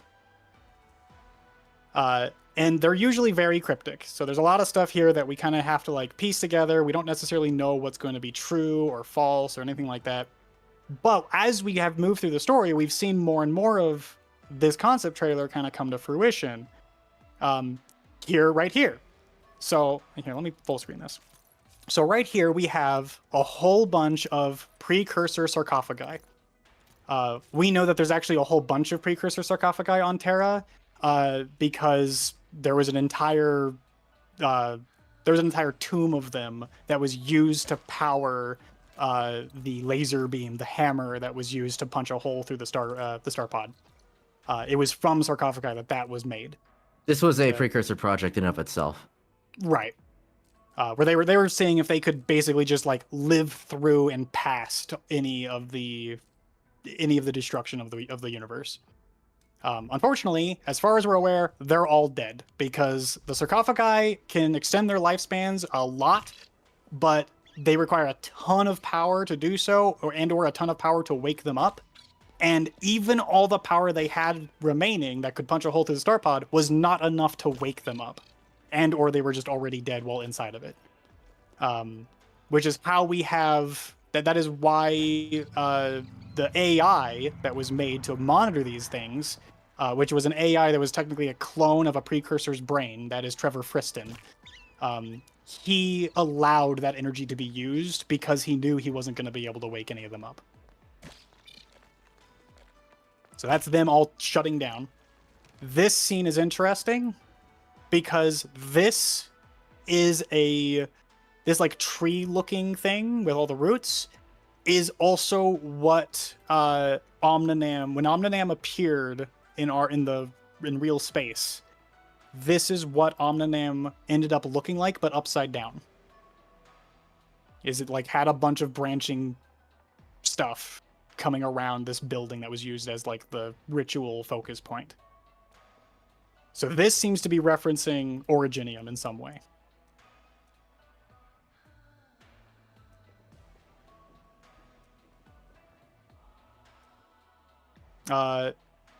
This right here, I believe, is referencing the adaptation of animals into humanoid form, because these are all different animal skeletons. Again, we have the Wall of Originium. This is what was used to supposedly like theory craft and eventually create Originium by Doctor and Priestess.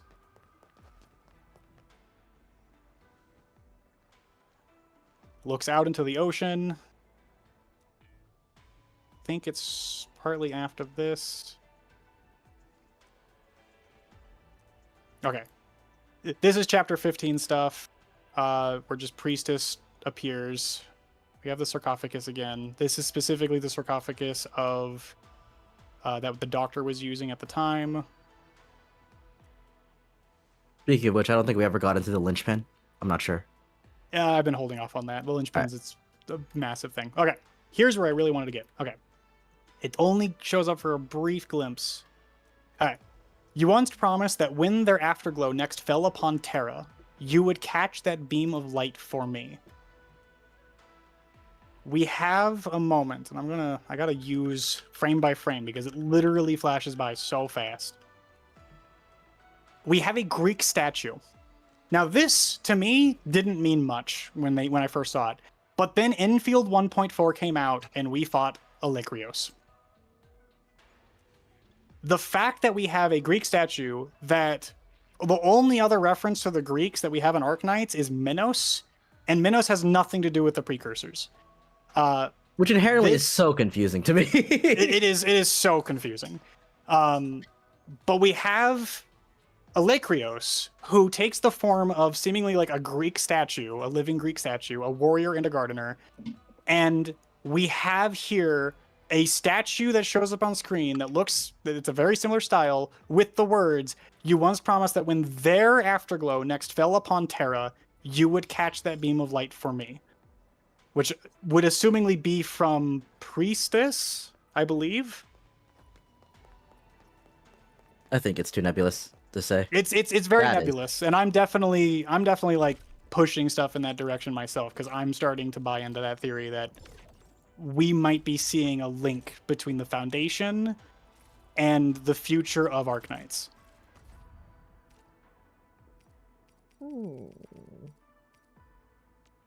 This that would section's explain interesting. why Alikrios kept talking only about Terra and not about Talos.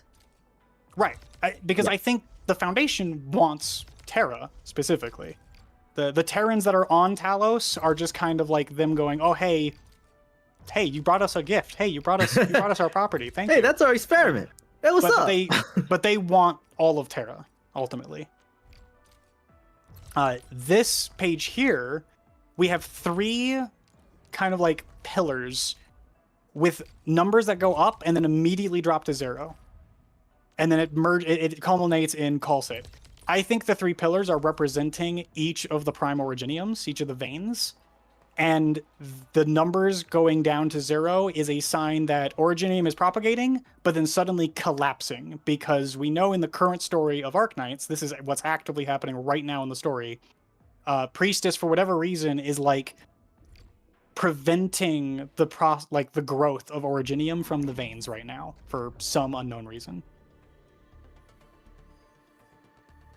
And of course, Calcit, which merges with another character named Hirda, who's really big in the story right now, who is basically a chosen one by Priestess. And this is where the term Reconvener gets confusing.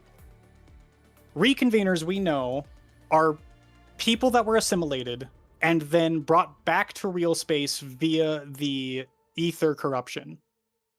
But Priestess has been able to manifest people from the assimilated universe on her own this entire time.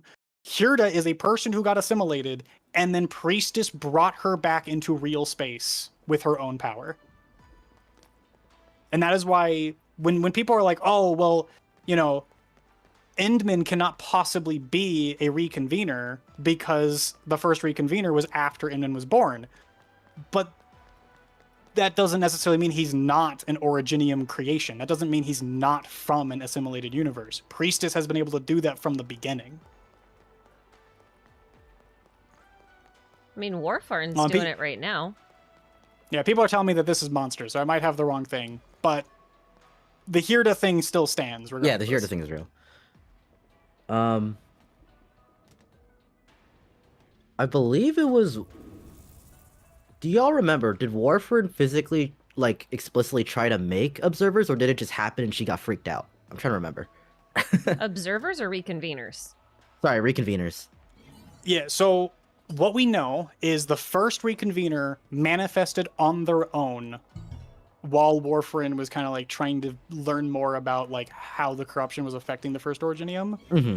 And then after that first reconvener, who we still don't know for sure who that was, after that one manifested, Warfarin began to go into the Originium Woods on her own and basically would help people who wanted to come out and help them actually reconvene. Gotcha.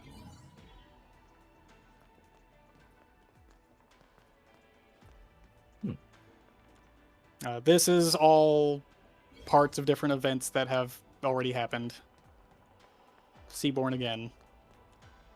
This is referencing Masses Travels with the angels and the Sarkaz. That's the Laterano symbol. This is the event that's coming out in CN. This is IS-7 referencing, I do believe, which actually we don't know much about it. I don't know much about it because I've been trying not to spoil myself, but I know that dives into Beast Lords specifically. It's starting here that things get really crazy though, and they start flashing a bunch of stuff on screen that's really hard to keep track of. All right. The Ark fell, its immolated carcass plunged through the chasm of the sky, which it itself ignited. The Ark fell, its immolated carcass plunged through the chasm of the sky. I'm just going to keep that one. Life faded away, its final drops of clearest wishes lost to a cold, stern ground of originium assimilation. I was to be their witness, and I reject it with no hesitation. A conduit for the future should not have hope frozen in it. So, I believe this is the Doctor speaking. Because the Doctor originally did not let himself be assimilated because he was supposed to bear witness to the final plan, which was to have Originium assimilate the entire world. I stand upon Terra. And again, just another reference. This is an observatory that was created by Ryan's lab in order to observe the sky pod, or the star pod. This right here is interesting because we know Seska's a floating city that is powered by a Farinmut Fang. But the original floating cities were created by a character named Nasty, who is a banshee of the Sarkaz, who worked with Ryan's lab to create her dream was to create a floating Kazdel, a flying city. And she succeeded in her goal of creating flying cities, and it was basically like they hadn't yet passed that on to the Sarkaz, but that was something she was really trying to make happen. So we believe that this is likely going to be the origin of Seska. This is where Seska's design will come from. From Nasty? Yeah, Nasty would be effectively the creator of the flying cities of Seska. Nasti. Yeah, I know. It's a strange word. Yeah. Look, the stars, they're closer now, aren't they? Alright. This is interesting right here. Because this appears to be a drone, and we can kind of see what looks like bat wings on them, which hints at that there's basically a Closure, who is an engineer of Rhodes Island, another vampire. She has drones that have like little bat wings on them. And this seems to be her drones with like some larger object, seemingly either out in space or in another universe. We obviously can't see exactly what it is, but we have a bunch of floating objects, so I would assume space of some kind. I did see someone mention, and actually I see someone now in chat pointing it out to me, that Angelina Alter, who just got announced in CN, also has like a staff that looks similar to this. Oh. So it's possible that that event is going to explain what this is. Yeah, we didn't read ahead. Yeah. Again, I do not spoil myself on CN past, like, the basics. We then see this moment where the Stargate to the north is actively turning on. And this is the moment, in my opinion, that indicates that Arknights' main story and Enfield's main story, or at least Enfield's past story, are going to collide. We are going to get a merger of the storylines and then possibly a splitting story path where we send people to Talos, the gate collapses, and then we have Arknights continues, but it's the story of Terra, while Endfields is the story of Talos, and they are now two story paths that are happening at the same time in sync. Which is so hard to do. I don't really know what they're gonna do there. Yeah, but that's the only conclusion I'm pulling from this gate turning on, because again, these concept trailers are almost always telling us, or what's gonna happen, presenting us, what's going to be happening. So you can do it's hard, but I mean, since they've basically established like two different planets and two different, you know, main characters, what they could do is they could have the stories overlap at very specific points and then branch off again. So like maybe instead of getting, say, a Sui sibling every year, you get an Endfield or a Talos Terra touch point where there's like stories that overlap, and like maybe in both games they tell the same story but from two different perspectives, and then they branch off again for a whole year. Right. Like they could do that. They could do that. Because at that point, like what it does is it sort of creates these little anchor points between the story, without actually having to have them interact like continuously. And it also means that you wouldn't have to play both games if you really didn't want to, because you'd be seeing it from the perspective that mattered, but you get the same information either way. Right. Like, and that's my thing is like, I think that would be the only way I could see them doing that, because like I don't know how else you would do that. And I think the gate's going to collapse. We might have a time skip or something along those lines where the gate collapses, and now we're playing the story of Terra after the separation of Talos, and we're playing with the repercussions of that on Terra in Arknights. Yeah, it could be. While dealing with the future of that over on Talos, because Talos is 150 years later. I will say that I am confused of the logistics of it. Because just by the nature of a CN server and the global server, and like CN being however many months ahead, so like do you release that like Enfield X? That's actually Arknights? the most complicated part. Yeah. Yeah, 100%. And someone actually mentioned I should tell you how old this concept trailer is. This is from over a year ago. Well, I mean, it would have to be like to write a story like this. You have to go like. I don't even want to say a year in advance. You have to go a couple of years in advance. Yeah. Right. At least.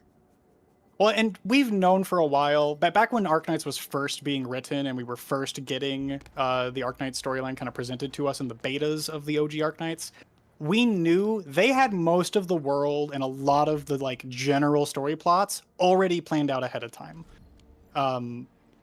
And it was kind of like, obviously, I'm sure they developed the specifics of that as time went on. They didn't necessarily know exactly where they were going to go, but they had the world and the long-term plan already sorted out. And it's just a matter of them kind of slowly trickling that out to us over the course of the last 7 years. Yeah. Like the Reed Victoria stuff, like it took like 3 or 4 years for us to see that, but the bones of that were there in like year 1. Yes, yeah, we knew where Arc 2 of the story was gonna go from basically like initial release. Like Chapter 4 was hinting at it. Moving past the Stargate though, here's a really interesting image, because these are a bunch of Farron moots seemingly, and they're all seemingly fleeing from something, along with like all the humans also kind of like traveling the same path.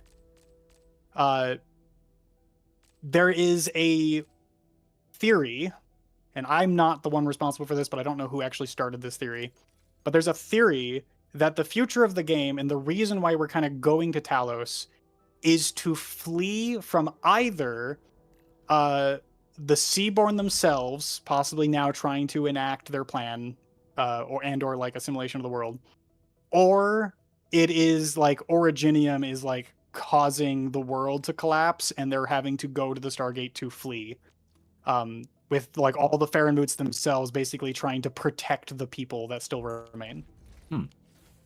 So this could be a lot of things, but we have not seen this in the game yet, as far as I understand it. Ooh. We see, Originium rapidly growing and assimilating the world, which we know, again, that's Priestess's plan. She's trying to push that. We know Rimbiliton is in the future of the main story as well. This is the part that I really wanted to get to. So, what we're looking at here is the remnants of an obvious, like, ancient civilization thing, possibly the remains of a ship or another Stargate or something, but it's in the middle of an ocean. Now, we don't see this on the planet anywhere, but that's why I'm thinking this might be what is on the other side of the planet. The, like, South Pole, so if you would.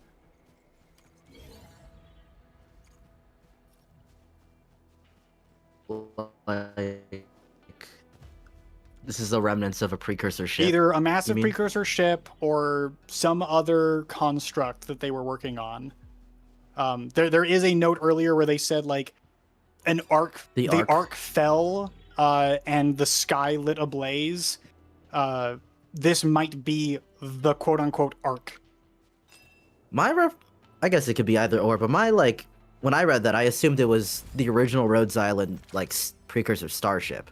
Possibly. But, again, it's like, if it is the Rhodes Island starship, and the arc itself is more like Rhodes Island carrying Originium with them, I mean, it could be. We also know that the Stargate itself seemingly was sort of, like, dropped on the planet in some way. There's indications of that based on lines that Sui actually says. But then what is this is still the question. And again, this thing's massive. Like, you can see clouds here.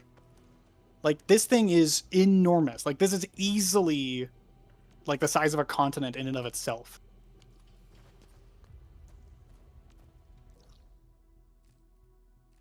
I'm being told that there's apparently a CG in Chapter 15 that shows the back of Terra, but I can't find it. Yeah, I don't remember a CG showing that, but I might. Oh, someone in my chat is saying it's actually 16 and it's a scene involving Hirda. 16. Okay.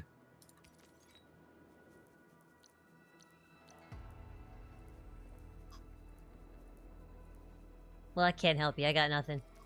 Yeah, that's fair. we're talking about, like, entire speculation stuff, but it does end with this. This Terra is ours. Again, the fact that the Foundation is so focused on Terra really has me thinking that, like, they're hinting at that. Which kind of brings us back to the Enmin may or may not have enclosed the Cosmic Gate to protect them from the Foundation. Yeah. I mean, that still is the theory that makes the most sense to me. Yeah, I agree. Agreed. 100%. Goddamn. Went through a lot. Yeah, that's now you have heard my crazy theory of where I think Arknights is going long term. So, space. Space. We do like that place. Do we? Do we, though? Well, there are some certain creatures there that we're not fond of, I guess. But I like the idea of it. So do we have anything else we want to cover? Y'all think? Yeah, I'm looking for that that screenshot that someone told me was in chapter 16, but I'm not seeing it personally. So I couldn't find it either. We can look for it later. Well, if I go back to our list, ooh, no, that's my script. Don't look at that. I think so. We've covered most of the stuff. The only thing we haven't really covered is, like, we could go over more Inman theories. I think we kind of already talked about that a fair bit. Kind of part of the other topics. There's the flashback scene and then the boss and lyrics. Now, me and Ramen have an entire video already of breaking down the lyrics for the boss fight at 1.4. I don't know if you've already looked at those, Ash. I read them. Okay. Would you like to do a quick breakdown with us? Sure. Let's pull those up. A Lake Rios boss fight. Sebastian, while you pull those up. Lyrics. See No, if I can... we talked about this. That's not allowed.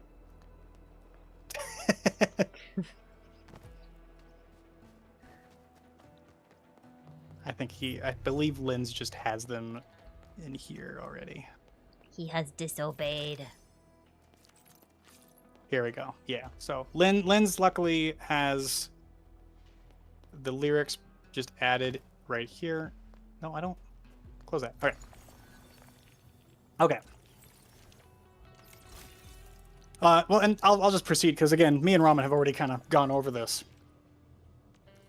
But want you on your knees.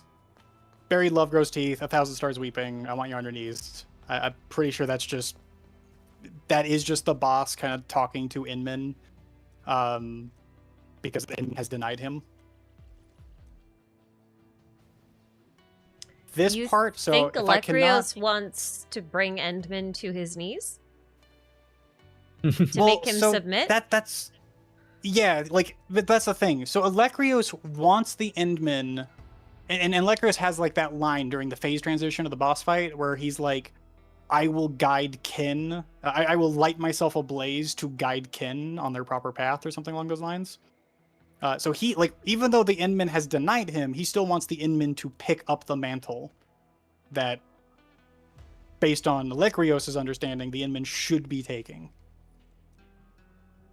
And so I believe that's kind of what he's trying to do. He's like, I have my buried love grows teeth. 1,000 stars weeping. I'm kind of just assuming that this is like, I'm reading into this as the like, all of our creations are weeping at your choice, is kind of how I'm reading into it. That I could be completely wrong, but that's how I've read that. Do you have other ideas though?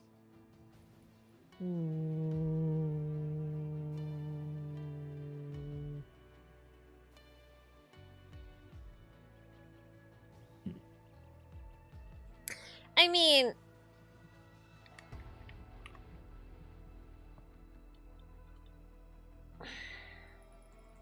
not really. Okay. I guess it's like, to me, this is just a lamentation. Yeah. Yep. So it's And that's just what all like, of this is at the end of the day. It's basically said, you bit me, sit. Bad dog. Bad dog. No, I mean, like, really though, that's literally what he says. Yeah. When you ask a dog to sit, they're on their knees, Mm-hmm. It's true. and then they're a little fallen dog, not a god. See. And then Dog and god. if you bury your love, it's a bone. If it grows teeth, that means you dug it up, and or the bone bit you back. Right. It's a bad bone. Okay. I like your No, analogy. I mean, They're really good. Them precursors are dogs. Okay, I'm done. Okay. Vinny came in and she's just looking at me, and I'm just like, oh yes, this will be great. No, I mean, this just seems like a lamentation or like a betrayal of like, my loyalty has come back to bite me, quite literally. Right. Agreed. That's kind of my perception. And then he as well. just kind of cries for the rest of the song. Well, see, but there's some interesting stuff that if you decide to dig into it, there's a lot of interesting stuff you can pull out of it. Yeah. And I know that the writer said that everything here has meaning, except how much meaning matters to our current understanding. You know what I mean? I completely agree. Motivation versus what actually is, or No, how to put this?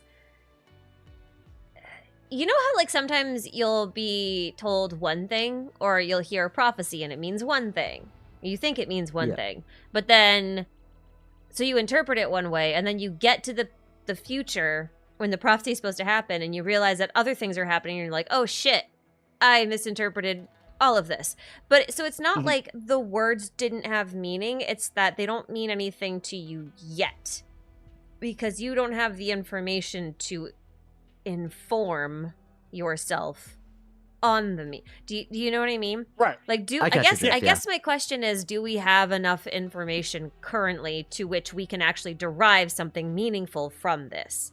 Because, like, when I read this, I'm like, most of this we already know. Mm-hmm. We already know most of this stuff. We can infer most of this stuff. Like, nothing here to me is, like, really standing out. But I do wonder if we revisit this in a year.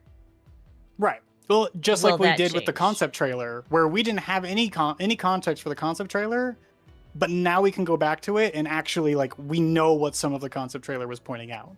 Right. It's like a Greek prophecy where you think it means something, and then, like, at the end of the story, it means something completely different. Right. I mean, and that's always kind of what prophecies are in a lot of these stories. And at the end of the day. Yeah, I just watched the Odyssey. What of it? I still need to watch it. I actually am really excited to see that one. What I will say, though, is if I break some of these down, let's specifically go into, here it is. There's a couple lines here that I want to point out specifically. You have turned this paradise amongst the stars into a tomb. 10,000 years of silence trapped inside a barren womb. To note, in my perception, 10,000 years is almost the exact amount of time, you give or take a couple thousand, in which Talos 2 was separated from Terra. Because Terra, we know like the story of Originium and how long the precursors like were on Terra without access to Talos, was somewhere between like 13,000 and 10,000 years. We know that that's generally the timeline.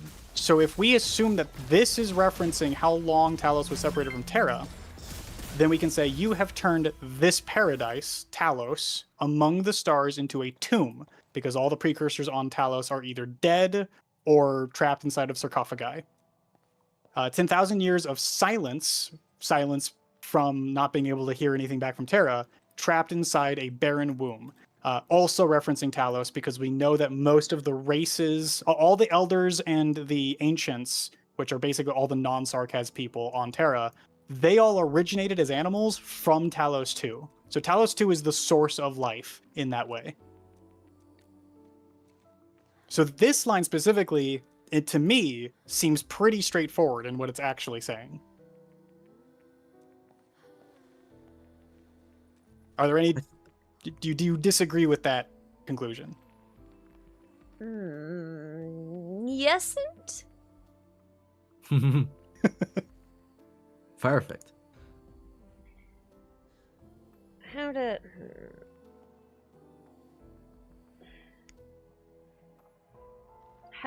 I phrase this? Are you sure the barren womb is Talos? I am saying that mostly from the viewpoint that, again, we know that 2 of the major races of Terra originate from it, so it is sort of a womb of life. Right, but it also is now dead in that way. I guess the word inside throws me. Because... Like, you're trapped inside of it. Well, that implies that, like, there's only one method of escape.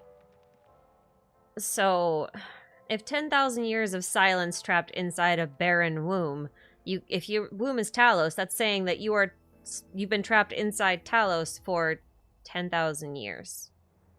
Mm-hmm. Why? Yeah, that's a good question. Because if there are other cosmic gates at that point, what's wrong with them? Why can't they leave? What is trapped inside? Like, to me, trapped inside Terra makes sense because of the star pod. Right. Right? I get that. Trapped inside Talos doesn't make sense to me. It could also be. So the one other location where we kind of have sort of reference in some way to this is back in 1.2 when Ardashir says that to the north within the center of the aurora is the source of all life. And that he could be referencing the Stargate, but he could also be referencing possibly like the ether side itself, maybe. Is it at all possible that the barren womb, though, is Terra? Because a womb isn't the source of life. A womb receives the source of life. Right? Chat's telling me that the Doctor was in stasis for roughly 13k years. That's about 10,000 years. Like the Doctor trapped in Terra, like you said, Terra. The other thing that kind of gets me about that line in particular is the fact that Alecryos never talks about Talos, really. He only ever talks about Terra. So to me, the song should also be about Terra. I guess that's where I'm kind of like yesn't, right? Because like the rationale does make sense, but also maybe.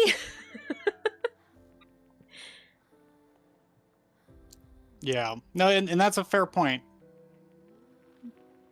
And the reality is, like, again, this is all interpretation, so it could very well be referencing Terra. The only reason I don't buy Terra being a barren womb is because there was life on Terra. The TCAS originated from there.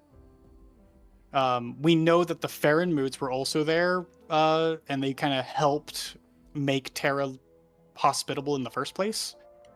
And they kind of lived alongside the TCAS for a long period of time. But then, if you assume that it's Talos, then Talos is barren? I mean, I think barren can mean one of two things. Barren can be like barren wasteland, as in like nothing can grow here, but barren can also mean infertile. Right. So and I'm thinking if it's Talos, it could have become infertile, as like after we fled to Terra, and Talos became infertile in that process of fleeing to Terra.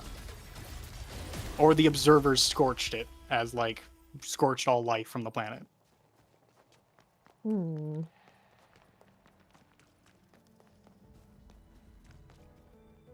I don't know. Again, it's also just as likely that they're just referring to like they've been trapped like within the ether side for 10,000 years or something along those lines.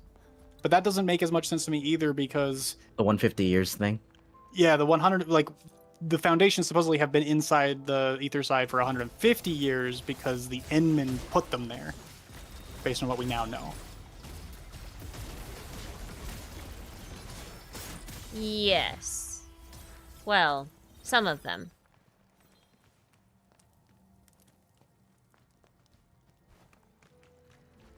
Yeah. Well, we'll move on from that line, because again, this is all interpretation regardless. This is kind of why I wonder if we have the information needed to actually interpret it yet. But maybe. Well, and again, this is where, like, to me, regardless of whether we're right or wrong, I think it's just interesting to theorize on this. And that's more so what I'm doing here, is I'm trying to see if we can glean any information from the lyrics that we can then cross-reference later. And just like that line specifically seems like one. Another one would be this one here. The soft void opens up its eyes to find that you are the destroyer. I saw the face of God turn blind, and he cried, no, you are the destroyer. Which to me is like soft void could be referring to the ether side itself, kind of looking at the creations of either Endmen or the precursors. And then the face of God turned blind, which I'm again interpreting that's Endmen with the mask, like unable to like recall memories and is kind of like blind to his own past. It can be. It can also be a reference to a false god. Also true. Yeah, I can see that. Blind gods are generally considered like demiurges.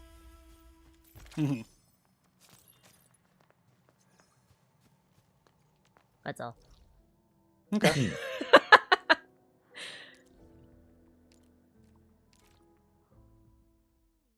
And see, I think there was one other line in here that I remembered being kind of something I was really interested in.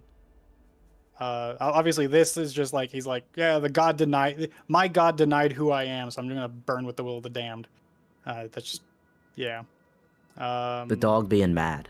The dog is mad. I'd be mad. I think like the major. Here it is, the last part right here. Wait. that ending, this outro is like the biggest like question mark to me. Yeah. What have we become, oh my brother? If this is from the viewpoint of Alakrios, like the rest of it definitely is, then either he has a brother, like another creation of his own that he's referring to here, strung from the stars, these empty frames. For what have I done? Please forgive me. Somewhere far away in a dream, my heart beats again. This seems really confusing to me if this is still Alekrios talking.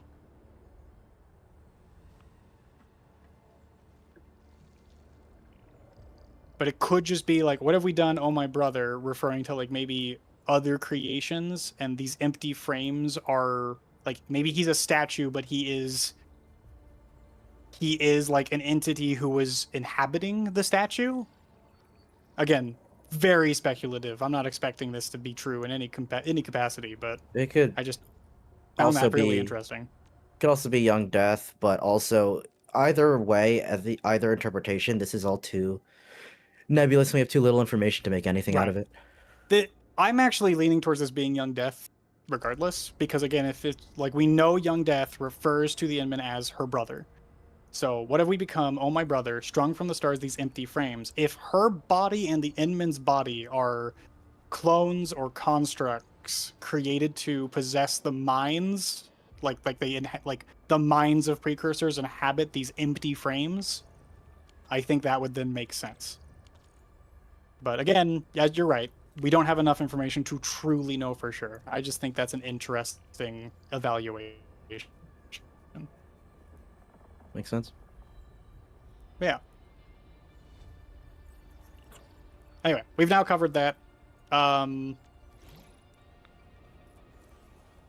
last thing on my list was to just go over the flashback scene, which I don't know if you have anything you want to add, Ash, about what you think the flashback scene might actually be hinting at. The one with Young Death in it? Yeah. Yes. And like the factory of masks.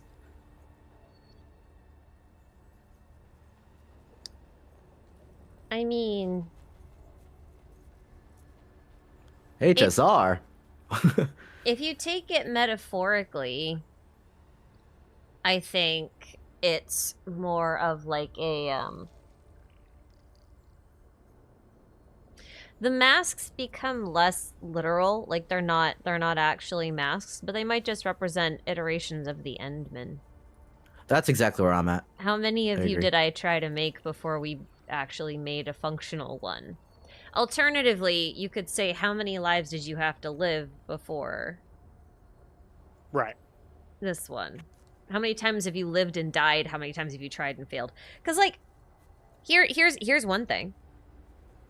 You want to go Greek. Young Death would be Hades. So Endman being the brother would be Zeus, no? It would make sense. Although that does leave Poseidon. I mean, allegory. Well, not until the Seaborn arrive. Okay, you know what? Oh no, that's a fair point. Anyway, no, my point is, like, allegorically, that kind of makes sense to me. Yeah. Also, Zeus is a notorious fuck up, so. True. For an Endman to be something who constantly tries and fails to kind of like Sisyphus his way through life, I mean, I think that is kind of appropriate. Also, Hades is pretty chill. And like typically like a pretty fair god. Like, yeah, he deals with the underworld and stuff, but like he's pretty steady, I guess, very stable. Very, very, the scales are balanced. Yeah. Generally, throughout all the stories, people subscribe to the idea that Hades is evil, and almost every single time Hades goes, nah, what are you talking about? I'm just a chill dude who just wishes I wasn't being bothered all the time. Yeah. Pretty much. I think I'm learning that I have to dive back into Greek myth, like my Percy Jackson days, to try and get a handle on all this. Percy Jackson. I loved that series when I was a kid. Okay. Yeah. I like how you guys go, I liked Percy Jackson when I was a kid. And I'm just like, dude, Percy Jackson wasn't even written when I was a kid. When I say kid, admittedly, I'm talking about like late teens, but I was in high school when I read it all, I think. I don't yeah, I fucking remember. It just I think it wasn't was a high kid school. book for Yeah. me. When I was a kid, well, no, when I was in high school, the very first Harry Potter books came out, just for context. So, Yeah, I think I was in definitely younger when elementary Harry school. Potter I'm not first gonna came out. lie. I think I don't think so. I admittedly also was always late to these series. I usually was reading them and like 3/4 of them were already out already. So I was always late to the party when it came to reading these. Yo, you're setting up the backlog, of course. Of course. Yeah, it was all intentional for sure. All right. Yeah, so your theory though, Ash, pretty much matches up with what I'm currently theorizing. Is like these are either like he's a clone, or these are like failed attempts, or we are seeing like the mask itself is representing like the blinders, an attempt to keep Inman from remembering the past. And the reason I bring that particular one up is because Oracle and Doctor in the original game, the reason Doctor lost the memories of Oracle is because Teresa purposely wiped them in an attempt to remove Oracle's sort of inability to decide. He was struggling to decide whether to proceed with the Originium project or to like side with the Terrans and help them live, and help them continue to build civilization. And he was so conflicted that basically Priestess, and this is going to be where we bring up the linchpin, which is its own whole thing. But essentially, Priestess pushes the Doctor into deciding to kind of side with Originium and not the Terrans initially. And that's why he betrays Teresa and like gets her killed. Because the linchpin itself is a device that exists essentially within the precursor's brains and allows them to communicate telepathically or like through like some digital means while they're inside the sarcophagi. And it essentially keeps their minds active so they don't go brain dead while inside the sarcophagi. And it's kind of hinted, and it's really weird because it's subtly hinted in Babel, but then it's much more hinted in the Arknights ARG of all things. Where in the ARG, it's basically hinted that like Priestess used a backdoor into Oracle's linchpin to push him in that direction, whether it's kind of full-on mind control or whether she just kind of like basically like subtly was like, hey, you should do this, like you can't decide, do this. It's not really clear. A lot of people hate the idea of the linchpin itself because they think it's mind control, but that's just again, it's not really made clear if that's the case or not. But the whole point is, via the linchpin, she convinces Oracle to betray Teresa and proceed with the Originium project. Then Teresa, in her dying breath, uses Civilite Eterna to wipe Oracle's memories and leaves him with basically his bare feelings. So she removes his ability to use logic and reasoning to decide on the future that he wants to proceed with, and he instead has to rely on only his new memories that he generates with Amia and Khalsid and Rhodes Island, and his own feelings and emotions to go with his gut, which is to side with civilization. You have the story part of it that shows the linchpin at work. Let's see, I think because they do have references to it here. I'd have to like scroll around and find the specific moment. The screenshot I sent you a while back, I'll find it again. Okay.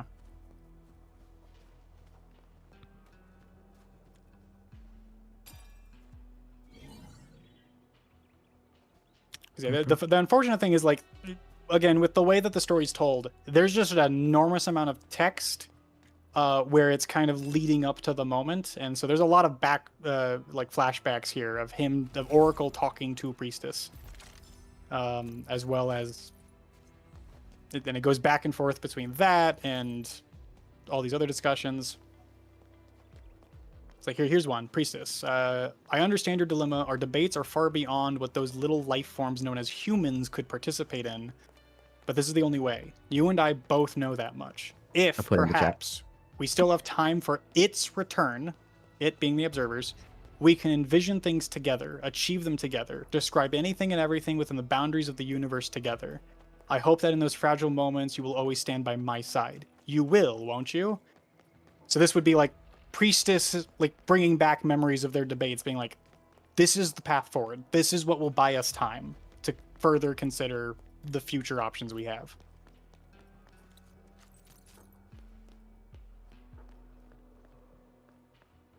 Let me pull this up. Perfect, thank you. Perfect. Meow. Perhaps I should reveal everything to Khalsid and Teresa. Originium has led them down roughly the correct path. Arrogant though it may be, this has been sufficient for these souls to perform a new kind of miracle. And then, this change between white and black is supposed to be like a change between the mindsets. So perhaps I should reveal everything. Perhaps I instead should re-examine Teresa and Khalsid's plan. Babel's research has proceeded faster than expected. Terra's political structure is rather primitive. Babel does not yet have the ability to transcend the barriers of race and nation, so that it may represent Terra as a whole. But I should believe in Terra, believe in the people to build their own future. No, I should carry on with the project. At least the vestiges of those who came before can live on within Originium. Believe in her, which goes back to black, so believe in Teresa. So this is the scene of like, he's changing mindsets, he's going back and forth. And it is Priestess that pushes him over the edge with again, using the linchpin as like the medium to do so.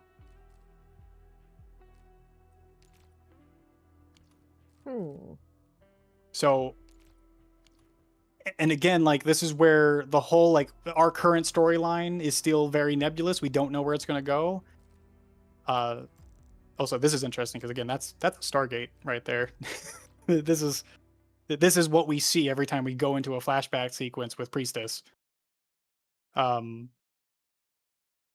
yeah, the takeaway I have is like the future of the story is going to have us either reconciling with Priestess and finding a middle ground, possibly with a larger threat like the Foundation kind of playing a part in that decision making,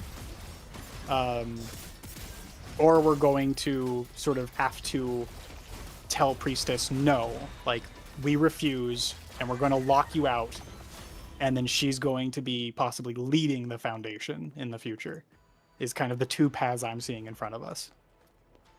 I feel like it's a little too tricky to put Priestess in Endfield. I agree. Yeah, go ahead, Ramen. I'm of the mind that before Arknights links up with Endfield, with what we were talking about before, with like it becoming too, like, it merges and then breaks apart again. I feel like this story is going to resolve the Oracle/Doctor and Priestess debate. I don't think Priestess themselves will be involved with anything past that branching point, personally. Logistically, it would just be too difficult. Like, even if you can write a story like that, which I believe, I believe in Hypergriff. I think they could probably pull that off. But the problem is, it's not just about Hypergriff. It's also about literally all of the players from both games. Yes. Also being able to, follow that. Following a split story like that isn't really difficult in, like, a regular standalone RPG game. But in a live service game, that becomes real tricky real quick.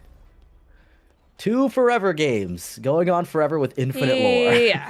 Yeah. Yeah. Well, and the only reason I disagree is mainly because of the prologue. Because to me, at least, I see this, the scene from the prologue where Inman goes to this grave and sees, and we know what this is, this giant tablet in the middle, because that is the historical record of the precursor civilization.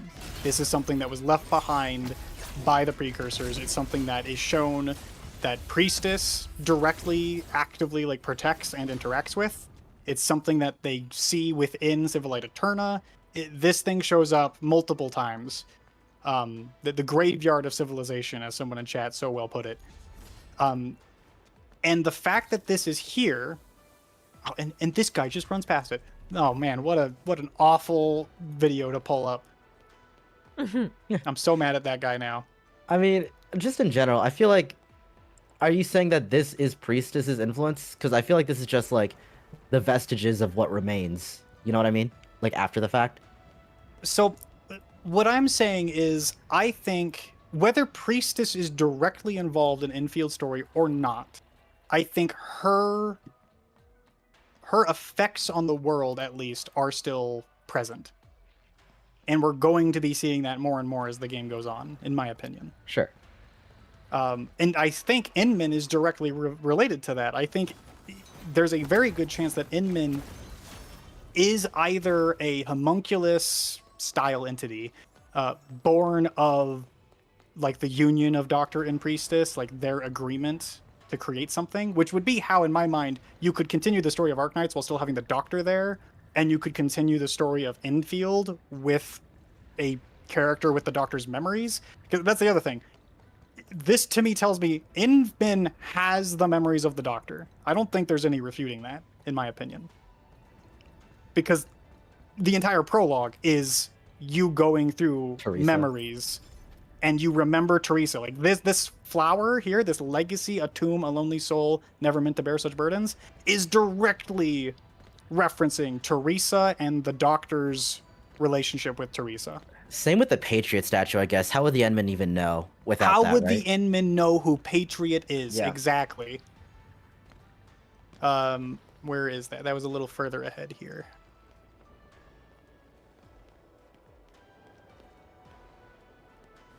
Yeah, this right here.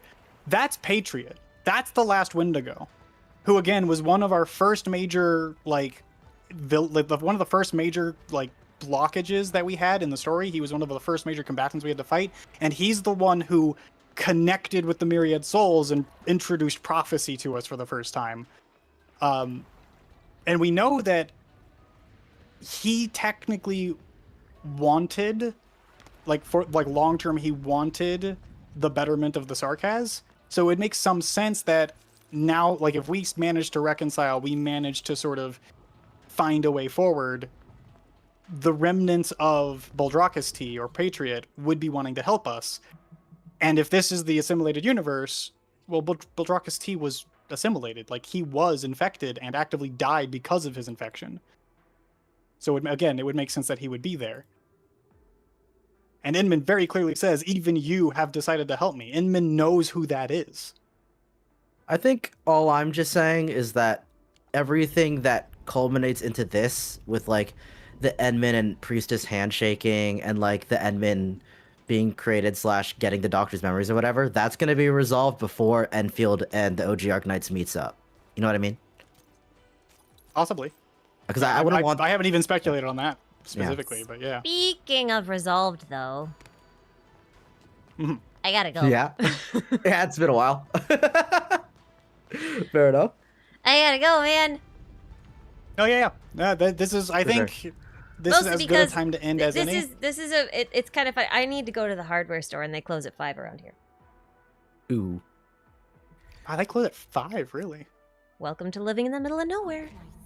Yeah, I guess I that's mean, I fair. could drive 30 minutes and go to Lowe's, but I don't want to. Fair enough. Yeah, the 30-minute drive just for Lowe's seems like a bit much. Regardless, it's a bit. good place to stop. Yeah, regardless, I think we've covered everything plus more. The only things we haven't really covered are Beast Lords, what exactly Civilite Eterna was. We had some possible literature connections we could go into, but I feel like this is all for future Enfield story anyways. Yeah, It's a fine. lot of this is stuff that isn't relevant to current Enfield anyway, which is why I put it down here as optional stuff. So I think we're good. We covered everything we wanted to plus more. So I got through a lot more than I expected to get through today. All right. But Well, again, I thank you for joining. It was a great time. I hope you guys had fun. I know I Yeah. probably yapped a lot. you're the best expert here. Thanks for joining with us, Ash. I appreciate it. Thanks for, being patient with my education in the hypergriff universe.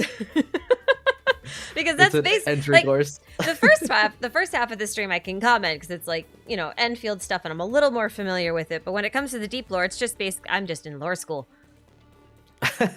Yep, and fully understand. And the worst part is everything we talked about, it's still like maybe 1/10, 1/12 of everything that we could have gone into. There's so much. And we're bound to get stuff wrong because, like, even though I've read everything, I regularly have to go back and reread everything every single time I make a new video because there's just too much to remember. Oh, I hear you. So. I have the same issue with Genshin and Star Rail. Yep, I'm sure. Those games seem to be maybe not as dense because they're not visual novels, but they have a lot of background lore, it seems, as well. So They have a their lot own of files. They have their own deep lore. Yeah. Yeah. Well, and they're also all connected somewhat, from what I've understood. Yes.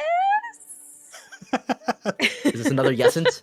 Another yesent? It's another yesent for now. There's a couple that are like canonically connected in a way that you absolutely cannot refute, but there are others that are still a bit of a question mark.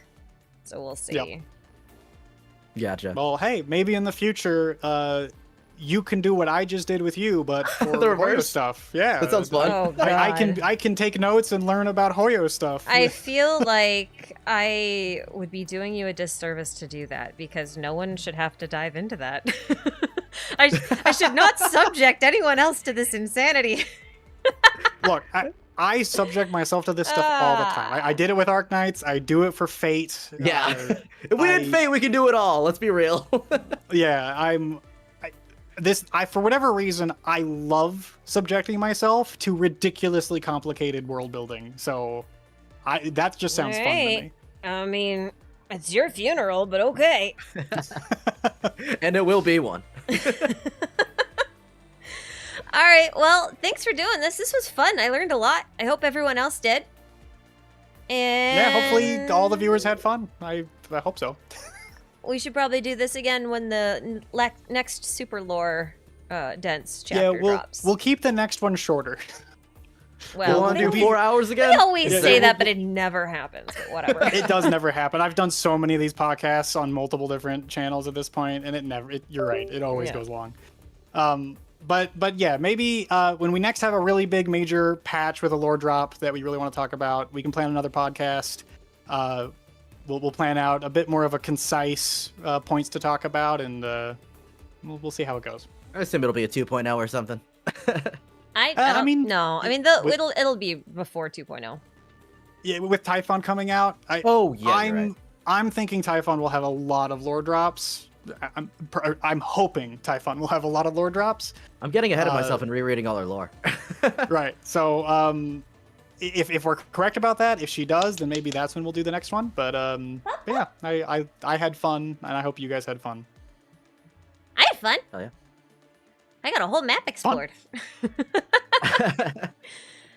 right. Well, thanks for coming, everybody. Nice. Appreciate it. Hope you had fun, and we will see you all in the next one. Later. Thank you all. Bye. See ya.